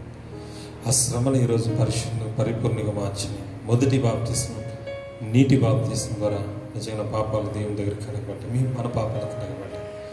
రెండో బాప్తిసం పరిశుద్ధాత్మ అనుభవంలోకి తనను తీసుకువెళ్ళని దేవుని యొక్క నామలానికి అద్భుతాలు చేయడానికి, విశ్వాస జీవితంలో తొట్టిల్లు పోకుండా ఆయన నామలు ఈరోజు పరిచయం నడిపించడానికి, ఎంతోమందిని ప్రభుత్వం తీసుకురావడానికి పరిశుద్ధాత్మ. మూడో అనుభవం ఏంటంటే నిజంగా సోదర శ్రమలు, శోధనలు, నిందలు. నిజంగా చెప్తాను, ఇది ఒక బాప్తిసం. నిజంగా చెప్తాను, నేను త్రాగి గిన్నెలు మీరు త్రాగలరా, నేను పొందే బాప్తిసం మీరు పొందగలరా అన్నది దేవుని సాదృశ్యం. శ్రమల గురించి, తాను పొందబో శ్రమల గురించి అని చెప్పాడు. పౌలు గారు పొందాలి శ్రమలు, ఆయన పరిపూర్ణుడయ్యాడు. యేసు ఒక్కసారి కొరాలతో ఆయన మమ్మూరు కొట్టబడ్డాడట. ఆయన రాళ్లతో కొట్టబడ్డాడు. దొంగల వల్ల, స్వజనుల వల్ల, అనేక మంది వల్ల ఆయన హింసింపబడ్డాడు. కానీ అపోస్తలుని పలు ప్రపంచాన్ని మార్చగలరు. ప్రపంచాన్ని ఆయన సువార్త ద్వారా ప్రభావితం చేయగలరు. ఎన్నో సంఘాలు స్థాపించారు. నిజంగా పౌలు గారు ప్రకటించిన సువార్త చాలా అద్భుతమైన సువార్త. నిజంగా సువార్త అపోస్తలు ప్రకటించారు. అపోస్తలు ఎన్నో శ్రమలు అనుభవించారు. యేసుక్రీస్తు నామమున హతసాక్షులయ్యారట. వారు ప్రపంచమంతా వెళ్ళారు దేవుని సువార్తను ప్రకటించారు. ఈరోజు కొద్దిపాటి శ్రమలకి భయపడుతున్నావా? కొద్దిపాటి శోధన భయపడకు, మౌనం ఉండాలి. ఎందుకంటే శ్రమలో మనం ఓర్పు పరీక్ష నిరీక్షణ కలిగిస్తుంది. కానీ శ్రమలు ఏందో అతిశయపడాలి. క్రీస్తు నిందల్లో, శ్రమలలో భాగస్వాములై ఆనందపడతాం. దేవునికి వాక్యం దీవించి ఆశీర్వదించిన గాక. మనందరం ప్రార్థించుకుందాం. మహాగణుడు అయిన తండ్రి, మహోన్నతుడైన ప్రభువా, నీ పరిశుద్ధమైన నామమునకు స్తోత్రాలు తండ్రి. వేవేల కొలది దూతలతో, పరిశుద్ధులతో, కెరూబులతో, సెరూబుల మధ్య అత్యున్నతమైన సింహాసనం మీద ఆసీనుడా, అసమానగనుడా, అద్వితీయుడా, మహోన్నతుడా, సర్వశక్తుడా, ఈరోజు నాయనా చక్కటి వాక్యం ఇచ్చి మాతో మాట్లాడా ప్రభా. నాయన 3 బాప్తిస్మలు తండ్రి. 1 నీటి బాప్తిస్మ, 2 పరిశుద్ధాత్మగ్ని బాప్తిస్మ, 3వది నేను శ్రమల బాప్తిస్మ. నాయన నిజమే తండ్రి, ఈరోజు నేను అందరూ నీటి బాప్తిస్మలకు ఆగిపోయాము తండ్రి, క్షమించిన ఆయన. అందుకే చాలా మంది విశ్వాసుల ఆత్మీయతలో నిలవలేక మళ్ళీ లోకంలో పాపంలో పడిపోతున్నారు ప్రభా. దయతో క్షమించమని ప్రార్థన చేస్తున్నాను ప్రభా. అందుకే నాయన చాలా మంది ప్రభా ప్రార్థనలో విశ్వాసం బలహీనమై ప్రార్థన చేయలేక, జీవమలేక, నన్ను మోకాలు వేయలేక, తమ జీవితాన్ని సరి చేసుకోలేక, అదే కోపం, అదే అహంకారం, అదే గర్వం, అదే భయంకరమైన దూషణలు, పాత జీవితం ఎలా ఉందో బాప్తిసం పొందాక అదే జీవితంలో వెళ్తున్నారంటే వారు నాయన ప్రభు 2వ బాప్తిసం పొందుకోలేదు నాయన. ఎందుకంటే నాయన పరిశుద్ధాత్మ అగ్ని బాప్తిసం తండ్రి మా హృదయ స్థితిని చేంజ్ చేస్తుంది. ఒక నూతన స్వభావంలో ఏర్పడుతుందన్నావు నాయన. పరిశుద్ధాత్మ పొందిన అపోస్తలులు ప్రపంచాన్ని భూమి తలకిందులు చేశారయ్యా. అయ్యా తని పరిశుద్ధాత్మ పొందిన పౌలు నాయన నిజమే తన అనేక అద్భుతాలు చేశారు. పౌలు ద్వారా నాయన బాప్తిసం పొందిన 12 మంది పురుషులు పరిశుద్ధాత్మ దిగి వచ్చింది. నాయన పేతురు అభిషేకం నాయన బోధిస్తున్న సమయంలో కొరినీల కుటుంబం మీద పరిశుద్ధాత్మ దిగి వచ్చింది. ఈ పరిశుద్ధాత్మ అనుభవం నాయన నీ యొక్క ఆత్మను సంచికరు ముద్రించి మమ్మల్ని నీతో నడవడానికి చేస్తుంది నాయన. పరిశుద్ధాత్మలో ఆత్మ ఫలములు ఫలిస్తాం. పరిశుద్ధాత్మ వల్ల తండ్రి నాయన కృపావరములు తండ్రి మా మీదకి వస్తాయి. పరిశుద్ధాత్మ వల్లనే క్రీస్తు ప్రభువును ప్రకటిస్తాం. పరిశుద్ధాత్మ వల్లనే ప్రార్థన బలంగా చేయగలుగుతాం. పరిశుద్ధాత్మ పొందిన వ్యక్తి ఏమాత్రం పడిపోవడానికి అవకాశం లేదు. ఈయన నాయన బాగా కట్టబడిన విశ్వాసంతో నింపబడి ఉంటాడు కనుక వాక్యము కూడా తన హృదయంలో నాటబడుతుంది కనుక వెలిగింపబడుతూ ఉంటాడు. అతను చీకటి ఎంత మాత్రం ఉండదని చాలా సెలవు. ఎందరు దేవుని ఆత్మతో నింపబడతారు అందరూ దేవుని కుమారులు ఉంటారు అన్నాను. 3వ బాప్తిసం కానీ ఇక్కడ చాలా మంది వెనక్కి తిరిగిపోతున్నారు ప్రభు. శ్రమల బాప్తిసం. ఏ శ్రమలు అంటే భయపడుతున్నారు. నేను తాగి గిన్నెలను మీరు నేను పొందు బాప్తిసం పొందడం కష్టమనో, నాయన నిజమే తండ్రి, నువ్వు నన్ను కొరడాలతో కొట్టబడి, హింసింపబడి, అవమానపడి, అనేక నిందలు వేయబడి, ప్రభాతాన్ని నిన్ను ఈడ్చుకుని తండ్రి ఆ అన్యాయంగా నాకు తీర్పు తీర్చి నీకు సిలువ కొట్టినప్పుడు ప్రభా నన్ను మారు మాట్లాడలేదు ఆయన. ఆ శ్రమలను సహించావు ప్రభా. ఆయన నిజమే తనందుకు తండ్రి వీరేం తెలియదు గనక వీరిని క్షమించమని మౌనంగా సహించాను ఆయన. నీ నిందల్లో మేము పాలిభాగస్తులు అవడానికి, అయ్యా నీ శ్రమలో మేము పాలిభాగస్తులు అవడానికి గొప్ప అవకాశం ఇచ్చినందుకు నీ కోట్ల కొలది స్తోత్రాలు అయ్యా. అపోస్తలుడైన పౌలు తను ఎన్ని శ్రమలు అనుభవించాలో అతడు చూశాడు. బంధకంలో శ్రమలున్న అతడు యెరూషలేమునకు వెళ్ళి బంధింపబడిన ఆ బంధింపబడి ఖైదే దేవాన్ని స్వార్థ చేశాడు ప్రభా. ప్రపంచాన్ని మార్చివేశాడు. అపోస్తలుడు ఎన్నో శ్రమలు వచ్చింది. ఆ శ్రమలు బట్టి ఆ నిందలు అనుభవించిన పాత్రలు నుంచి నిన్ను ఘనపరిచారు ప్రభా. అందుకే పరిపూర్ణులయ్యారు ప్రభా. నిజమైతే ఆ శ్రమల కొరకు ఏమాత్రం భయపడలేదు, తమ ప్రాణం దక్కించుకున్న పరిగెత్తలేదు. నేను శ్రమల కొరకు భయపడద్దు. శ్రమలో నైనా ఓర్పు కలిగి, ఓర్పు పరీక్ష నిరీక్షణ కలగజేస్తున్నాను ఆయన. శ్రమలలో తండ్రి ఉన్న శ్రమలు ఎన్నదగినవి కావు. క్రీస్తు మహిమ స్వరూపిన ఆత్మ మీ మీదకి వస్తున్నాను ఆయన. శ్రమల బట్టి సంతోషపడి అతిశయపడమంటున్నాను తండ్రి.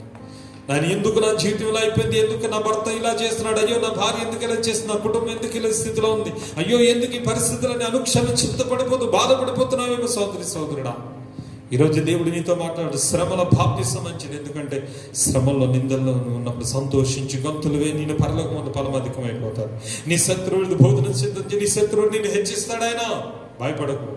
ఎన్ని నిందలు వచ్చినా అది నీ ఘనత కొరకే, ఎన్ని శ్రమలు వచ్చినా అది నీ మేలు కొరకే, ఎన్ని కష్టాలు వచ్చినా అది నిన్ను హెచ్చించడానికే.